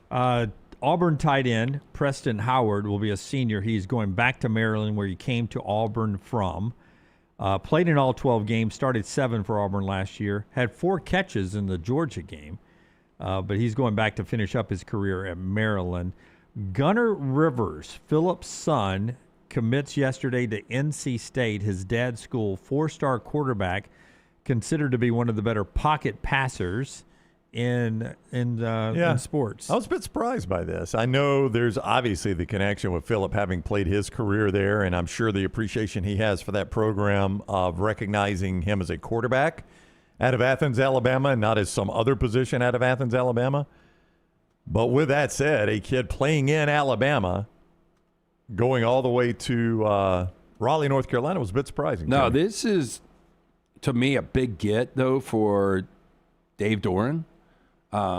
Because now Phillip Rivers maybe unleashes some of that NIL money. Now, I know he's got a ton of kids. Yeah, a lot of dependents, to feed. But he's got 5 years of free insurance again, though. That's true. I would bet Gunnar Rivers never starts a game for Dave Doran, but it is a big get for him. Or you say more because Dave Doran will be get there? fired. Yeah. I mean, I think Dave Doran I see was, what you're saying. No. Yeah. There's no shot at Gunnar Rivers. I think he can be a fine quarterback, obviously. He had offers now from Auburn, Boston College, Miami, South Carolina. Yeah. And NC State needs to be careful. Like, I think you've got a good, solid coach there. I mean, let's just look at the last 5 years. You ready? Yeah. 9-3. Doran? Yeah. Okay. 9-3, 8-5, 9-4, 6-7, 8-5. The Auburn Tigers would absolutely love that right now. I mean, they would. You would have had some winning records, which they haven't had since 2019. The Florida Gators would love that right now. You're So right. this is NC State. So know what you got. This is a big get for Dave Doran, and we'll see how good he is. I just felt like Doran was kind of trending that way this year. So I think next year is a big season for him, hot seat-wise. We have said that for a long time, though. Yeah. People got rid of Gene Stallings, so started to make things rough on him in Tuscaloosa, probably way too early. Philip Fulmer at Tennessee, and then you're in the wasteland for a long time. Yeah, we say it all the time. Yeah. Getting on the carousel is always fun. Getting off is the problem. Yeah, when you're winning 8 or 9 games, maybe a bounce or 2 goes your way, and you end up at 10 wins, and you're in the playoffs. Yeah, so 8 and 9 is close to 10. Yeah. So 13 years in Raleigh. Outside of the first year, how many losing seasons of those 12 years? Well, year 2. You gave me 1 just a minute ago. Yeah, I'm going to say he's only had 3 in 12 years. That sounds about right. 2. Yeah. I just think it's one of those things where he's been there so long, it just gets the stale feeling, which is what happened with Phil Fulmer. Yeah. It wasn't necessarily that it had gotten awful under Phil Fulmer, it just felt stale. But that was Tennessee. Oh, I get it. Yeah, but it happens everywhere. But No, it happened I understand. Happened with Gus Malzahn at Auburn. It hadn't gotten awful at Auburn. In fact, to Lance's point, Gus gave them their last winning season. But Auburn fans felt like this thing's getting stale. But now you're in the playoff world that if you've only got 3 losses before you go to the bowl game, you're in the mix for the playoffs. One thing bounces your way, you're 10-2, and you're in the playoffs. That's what Gus Malzahn would have been giving you. Oh yeah, he would have made a couple playoffs. There's no doubt. Yeah. But let me ask you this: What do you think if I'm an NC State fan in let's go 16-team playoff? Let's go what we'll probably end up having. Realistic expectation out of 5 years to be in a 16-team playoff. 1 out of 5? Is that realistic? I think that's realistic. 1 out of 10, 1 out of 8. I mean, where do I need to be in a 1-bid or 2-bid league? Yes. Yeah. Well, in a 16, it'll probably be a 2-bid league. Yeah, I mean, you've got to find your Russell Wilson or your Phillip Rivers. So or if Gunnar Stockton. Yeah, if I'm an Rivers. Gunnar Rivers. If I'm a NC State fan, then realistic for me is 1 out of probably 5 or 6 years. Well, so you think 9 wins in the regular season puts you in that? It's close. You're in the conversation. Maybe not for the ACC. So NC State, he's had 9 wins 4 times. Yeah. he hasn't played in the ACC championship game. He has not. Yeah, that would be the key. Matt Patricia, new contract at Ohio State. That's pretty dang big to get him back. It is, but when you start to, and look, and I don't want to shit on anything he did this year because obviously he did a fantastic job with that defense. It was arguably the best defense in college football. But when you look at, like Mel Kiper's latest mock draft, you look at how many defenders for Ohio State are in that first round. Is there 3? I think 2 in there's the top 4. 10. Arvell. Yeah, he's got Caleb Downs going 2 now. Yeah, Arvell and Caleb Downs. Arvell at 4.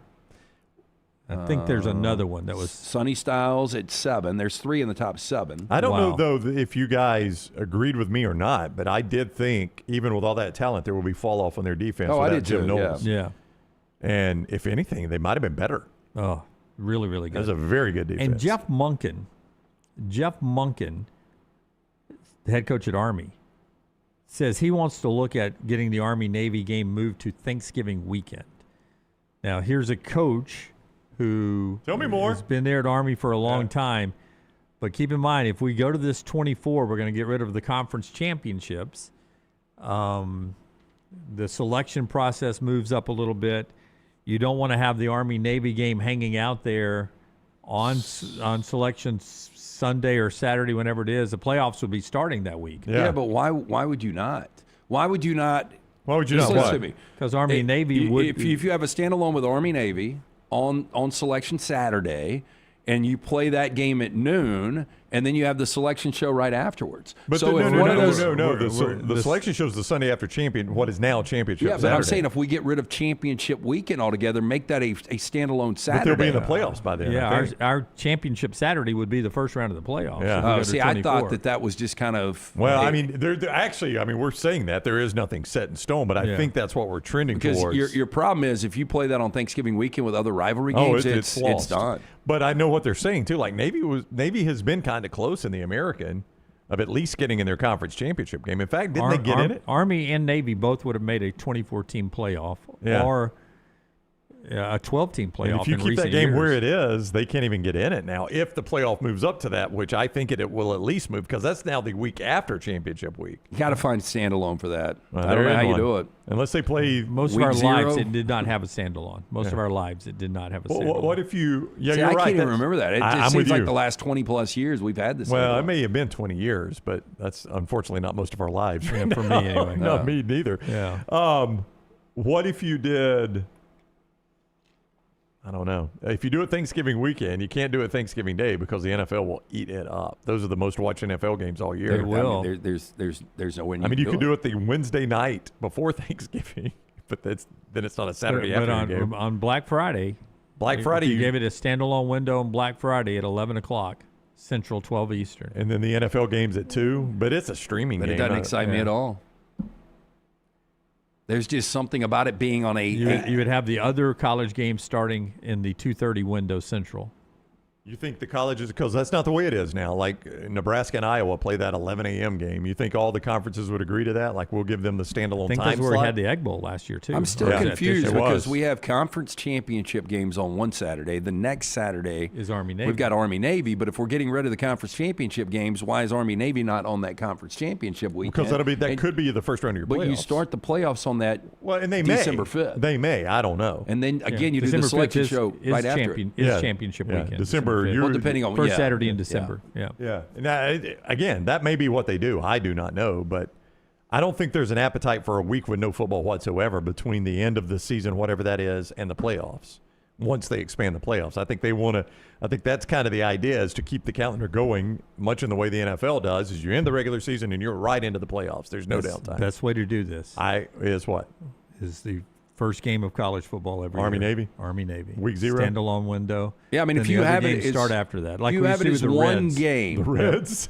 No, it'd be the own window. Later that day, there'd be other games. Yeah. But Army-Navy would start today. No other game going on at that time. Army-Navy, and then the rest of them. Or maybe you can go. Let's play prime time. Or maybe we can go prime time on Thursday, And then week 0 games on Saturday, and Army-Navy's on a Thursday night, prime time. No other football's on. I mean, that might be a way started. to kick off the college football season. I'm okay with it. People have talked about moving the bowl games up. I mean, this is no different to me. Yeah, so we'll see what happens. But you're going to have to address Army-Navy at some point if we're going to 24 teams. Because luckily they've been good enough recently that they could have won their way into the playoffs. It's going to feel different no matter how they do it, though. Yeah. It will. It will. All right. When we come back, more on Auburn's road trip to Oklahoma tonight and trash on the other side of the show today being brought to you by our wonderful friends at Michelson Laser Vision. LT, tell us about Michelson. Yeah, 205-969-8100. If you wear the contacts or the glasses, you're wasting money each and every year. Speaking for experience, I wore the contacts, wasting money on the solution of the contacts for about a decade. Finally got the procedure done in 2003. Still have the 2015 vision, better than 2020. Make the phone call that I made back in 2003, 205-969-8100. Ask for Amy. Tell her the next round sent you. She is going to hook you up with a hassle-free consultation. For more information, MichelsonLaserVision.com. And the Jack Links 500 is happening April 25th through 27th. There's race weekend at Talladega. The Jack Links 500, of course, is a Sunday race, the top-tier cup racing in NASCAR. You can be a part of it. Doubleheader racing on Saturday and all the fun festivities around a Talladega weekend. Buy your tickets right now at TalladagaSuperspeedway.com, TalladagaSuperspeedway.com, or 877-GO-TO-DEGA on the phone. Get those tickets for the Jack Links 500. Enjoy all the camping, all the racing, all the people watching, and maybe this is the year you want to upgrade your experience to the garage experience at Talladega, the most immersive garage experience in all of NASCAR. You can go into the garage bay viewing area and watch the teams work in their cars and see the drivers and the crew chiefs work up close and personal. Be available for the pre-race ceremonies, the driver and crew chief question and answer sessions, and the Mobile One Victory Lane. It's all right there with the immersive garage experience with Talladega. Get your race tickets right now, TalladagaSuperspeedway.com or 877-GO-TO-DEGA. We interrupt this program for breaking news. From the gators of the litigation situation. Insurance companies have a playbook. I repeat, insurance companies have a playbook. Deny, delay, defend. They know which law firms will fold and settle cheap. They are not on your side. That's corporate greed at work. At Alexander Sonara Trial Attorneys, we fight back. We have the resources, the muscle, and the will to take them on. And you don't pay a dime unless we win. They fight dirty. We fight hard. Call 659-777-7777 or hit up alexwins.law. Physical office location, Birmingham. To everyone who craves a fresh meal made just for you, let our team member Jacob share what's special about Culver's. In Wisconsin, our food comes from the heart, and taking the time to handcraft your meal with care is how we've always done it at Culver's. It's why your Butterburger doesn't touch the grill until after you order. Come to Culver's and let us serve you a Butterburger made special just for you. From Wisconsin with love, welcome to Delicious.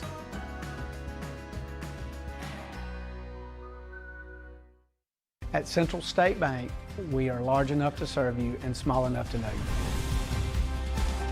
Manage your money with ease, whether it's mobile banking, hassle-free checking, competitive loans, business solutions, or personalized financial advice. We're your hometown bank with big-time service. Visit us today and experience banking made simple, because at Central State Bank, you come first.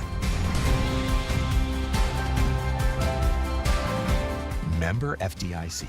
Hey, Lance Taylor from the Next Round to tell you about one of our favorite places for breakfast, lunch, and dinner. That is Hamburger Heaven since 1982. Hamburger Heaven has been serving Birmingham's best hamburgers, cheeseburgers, French fries, hand-spun milkshakes, and sandwiches made fresh to order. All of their ingredients are fresh and prepared daily. This includes their beef, always fresh, never frozen, hand-pattied each and every day. For breakfast, lunch, or dinner, visit any of the 4 locations, Highway 280, Irondale, Gardendale, and Homewood. Remember the name Way to Wellness if you're battling weight loss in your life. I'm Jim Dunaway from the Next Round. There was a time I was over 216 pounds until Way to Wellness helped me lose 45 pounds, and now for over 2 years, they've helped me keep that weight off. Here's their website, aplanforme.com, aplanforme.com. That's a great name for a website because there's no cookie-cutter plan. Everything is designed specifically for you. No contract, no sign-up fees, and your first consultation is free at Way to Wellness. Hey, there's nothing worse than waking up to a plumbing problem. Don't get caught in a flooded house. Call the guys at Hemp Hill Services. Adam, Chad, and the team at Hemp Hill are the only ones I trust to fix it and fix it right the first time. Hemp Hill Services does it right and always at a fair price. For all of your plumbing, cooling, and heating needs, trust the name that Birmingham has trusted since 1954. That is Hemp Hill Services. Call now, 205-229-2090. That's 205-229-2090. Let's go racing. It's time for the Jack Links 500 at Talladega, April the 27th, and you can get your tickets right now at TalladegaSuperspeedway.com or calling 877-GO-TO-DEGA. Don't forget to enhance your ticket with the Garage Experience, everything from watching the Cup teams work on the cars to the Mobil 1 Victory Lane Trophy presentation. The most exciting, unpredictable racing in the world at Talladega. TalladegaSuperspeedway.com, 877-GO-TO-DEGA. It's bow time. The Bojangles Chicken Rice Bowl is back. Get dirty rice, slow-cooked Cajun pintos, cheese, and your choice of chicken for just $7.49. But order now. It's only here for a limited time. It's bow time. It's bow time. The Bojangles Chicken Rice Bowl is back. Get dirty rice, slow-cooked Cajun pintos, cheese, and your choice of chicken for just $7.49. But order now. It's only here for a limited time. It's bow time.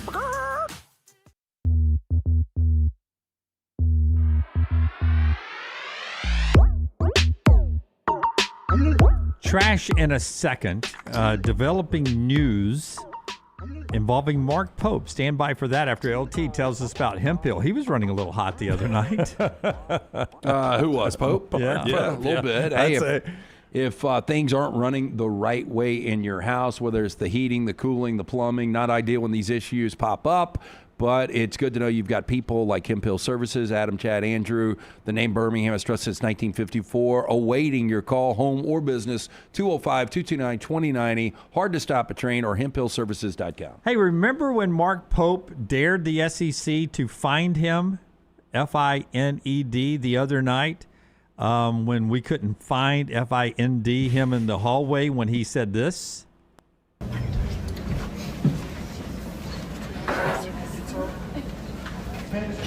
Those motherfuckers try to find us at school. They did not say a word about how they cheated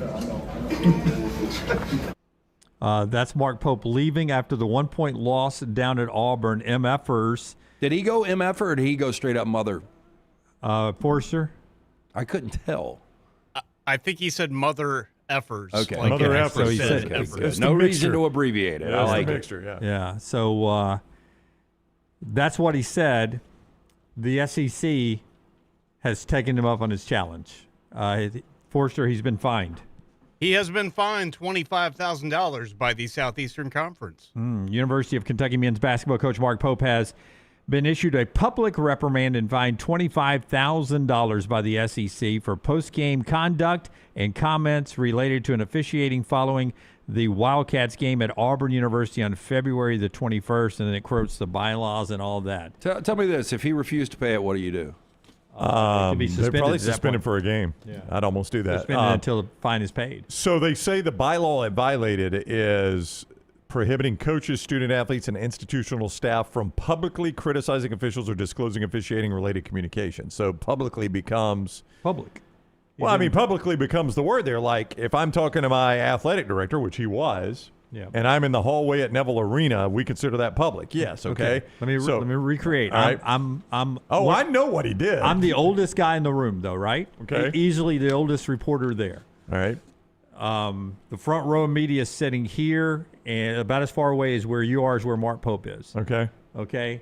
I'm over where the Bud Light logo is. All right. Okay. Small room. On the second screen. Yeah. Small room. Not a huge room. But that's where I am. I'm on the side of him. The door he exits is over here to your right. Okay. And he's in the hallway, and I heard him clearly over here. Oh, I'm sure you did. And they picked Mike Giddens picked that up on his phone as he's recording it, not on the microphone. It was just a natural air, ambiance there. So that's public. Yeah, the intent was for you to hear him clearly. Yeah. I understand. But my argument for Pope is, when does it not become public? Do I have to ask Mitch Barnhart, who I'm just seeing in the hallway afterwards, to go into a side room so I can tell him that? I mean, how many people have to be in the hallway for it not to be public? Well, it has to be private enough where it's just between me and you that the public can't hear it. Well, I mean, I didn't do it on the podium. I mean, this is my argument if I'm Pope. Yeah. Pope, I know what Pope was doing. Yeah. He wanted this No, hurt. I'm not even sure Mitch Barnhart was out there. No, I agree. I don't think you fine him for this. I mean, oh my gosh, I don't think I'd you find him in a heartbeat. I know the intent. I don't want Jim. him to change. I like these. No, but I like he He didn't do it on the podium. Yeah, he didn't do it on the podium. I think he should get fined extra for doing it in the hallway. You think it was worse? Yeah, Because- for not being man enough to do it right up on the podium. Exactly. Just say, if you got cheated, you got cheated. I'm actually with Tyler on this one. I thought this. Take your fine and be a man about it. Don't try to skirt the fine. Because now what he's doing is he's saying, well, it's like, well, I never said anything. Yeah, Probably or they're it's going like, I didn't do anything. Or he's going to lawyer up Brown over here and try to defend this. No, I'm with Tyler. I'm with Tyler now. Be a man and take the fine. That angle. Yeah. $25,000. Be a man and take the fine. All in baseball, in the history of baseball, when managers get ejected, then what do? They get their money's worth, don't they? Oh, yeah. Mark Pope should have gotten his money's worth. It's $25,000 no matter how much you criticize. But unless you really believe that he took it out there not thinking he was going to get fined. Yeah, I don't think there's. Yeah, I think that was the fault. But if you're going to get fined, own it. Yeah, but maybe he thought he wasn't going to get fined because it wasn't in the news conference, but he said it where everybody could hear it and write about it. Yeah, which initially, like Monday when we did this on the show. Did anybody write about it, though? Oh, I think so. I mean, we've all played it. Yeah. I mean, Mike's video got shared by Field of 68 by Jeff Goodman's site there. That's where it went viral. I mean, Mike is the only video I'm aware of, though. I mean, he almost got away with this because I don't know that there's any other video of it. I think Mike Gittins is the only person that was still rolling. Like, if he had reached over and turned his phone off, Pope gets away with this. Don't you think? Because if somebody I tweeted out instantly what he said. Yeah, but you don't think it plays? I think the audio and video makes it worse. Don't you think? Oh, yeah, you got to have proof. Yeah. Yeah. By the way, because how loud was it? The responses. Did we get good traction on that? On what? I assume you sent it out from the next round. I did not. No, I did not send it out from my account. I did not. Anyway, that was Mike Giddens. His video there. Show being brought to you today by our friends at New York Butcher Shop. The New York Butcher Shop, great place to stop in. I was actually at our friends at Central State again yesterday, and one of their branch managers came walking in, and he had a sandwich from the New York Butcher Shop. The sandwiches, so underrated. They're absolutely massive. They've got that substation. You can go, you can custom order your sandwich. You can order one of their great go-tos from the fresh meats, specialty items. They've got catering available. Fantastic selection of fine wines and desserts as well. 2 locations, the original, Cava Heights, Highway 119 in Greystone. Get in, see Jim, that great staff of butchers. Tell them the next round sent you. Rare quality, well-done service. It is the New York Butcher Shop. Auburn at Oklahoma tonight, 2.5-point favorite with our friends at Kalshi. You can take a position with them right there. Promo code TNR.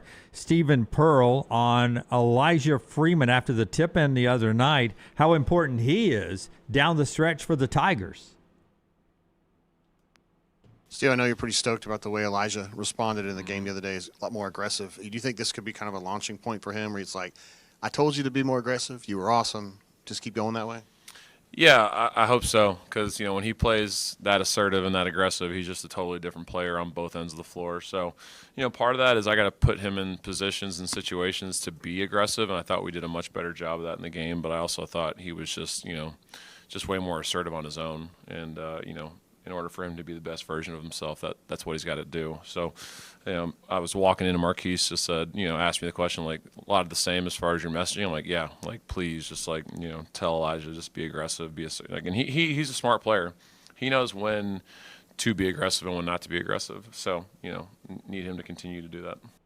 Well, he crashed the board right in the spot at the right time. Auburn at Oklahoma tonight. Time for Trash Today being brought to you in part by our friends at Gutter Cap. Tell us about Gutter Cap. Yeah, cap it, don't snap it. Our man Chris Stewart will come out, give you an absolutely free estimate. They will clean the gutters one final time. You will never have to do that dirty, dangerous job again, which is cleaning the gutters. You get on the roof, slip, fall, snap the neck, and die. No good to the wife or kids. Cap it, don't snap it.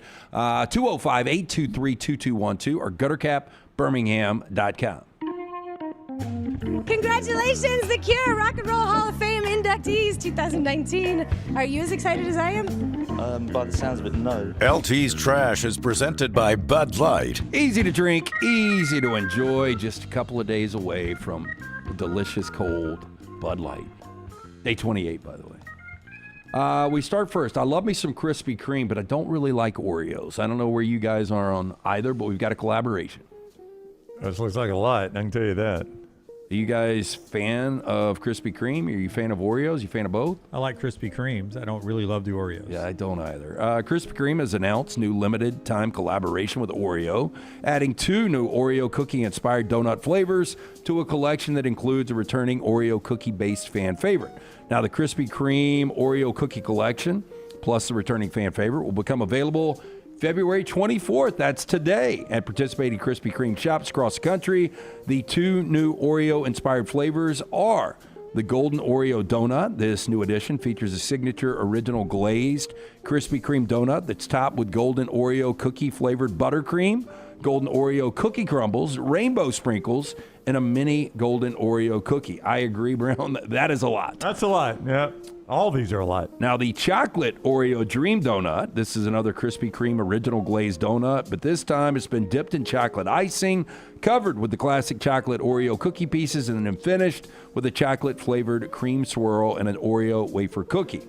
The returning flavor is the Oreo cookies and cream donut, described as an everyday menu favorite by Krispy Kreme. This returning classic consists of an unglazed donut filled with cookies and cream filling, dipped in chocolate icing, topped with the Oreo cookie pieces, and drizzled with white icing.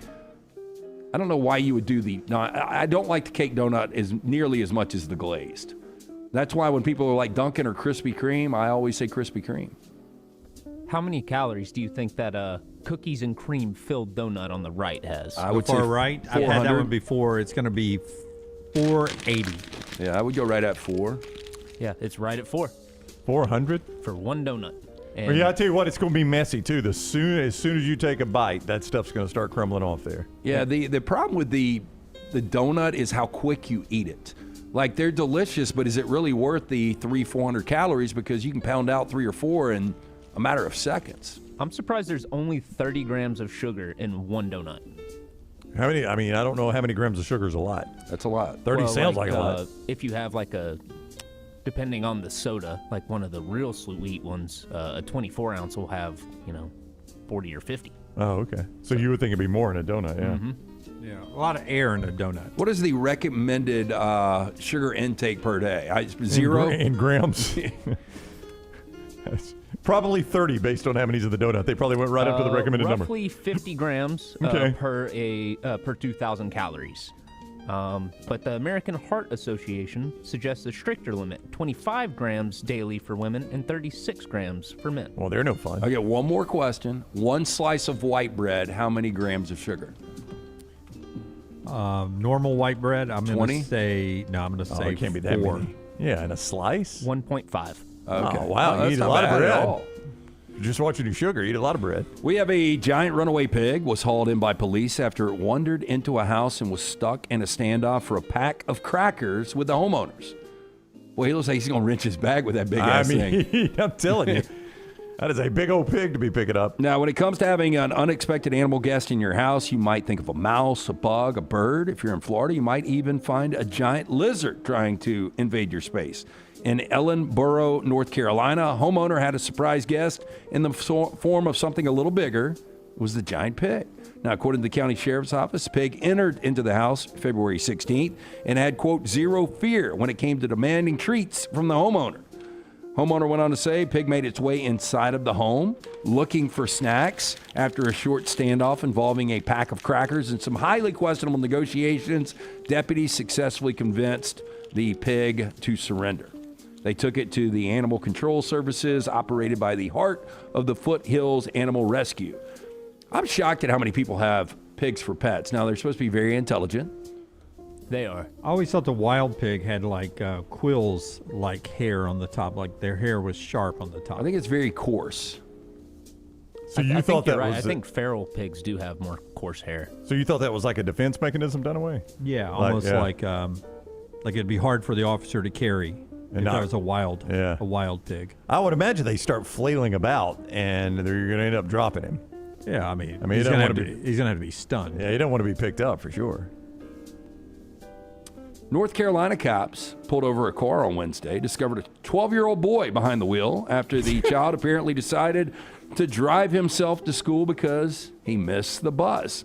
Boy, this kid needs to know he's got a built-in excuse if he missed the bus and he doesn't have to go to school, Yeah, right? I mean, this kid's giving way more effort to get to school than I ever would be. When I saw this story yesterday in the New York Post, I thought to myself, should we celebrate this kid that he wanted to go to school so much that he was really willing to drive there as a 12-year-old? Well, I've You know got what I'm saying? a thing that stands out there where you were reading the New York Post yesterday. Yeah, it was on my Twitter feed timeline, and I sent it to Tyler for trash. Officers pulled over an SUV around 8:30 a.m. after his driver showed, quote, suspicious behavior, discovered his vehicle was equipped with a fictitious license plate, according to the Monroe Police Department. During the unusual stop, cops learned the driver, 12-year-old boy who told him he missed the school bus and made the decision to drive himself to school. Now, a resource officer assigned to the school was contacted, took him to campus. According to police, cops urged parents and guardians to secure their car keys and ensure their children do not have any access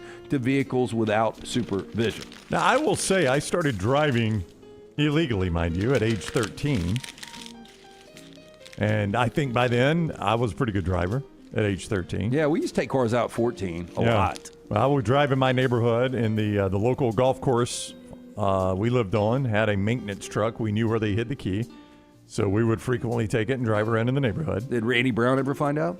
Randy Brown probably knew. I never got in trouble for it. Maybe he didn't know. I don't know.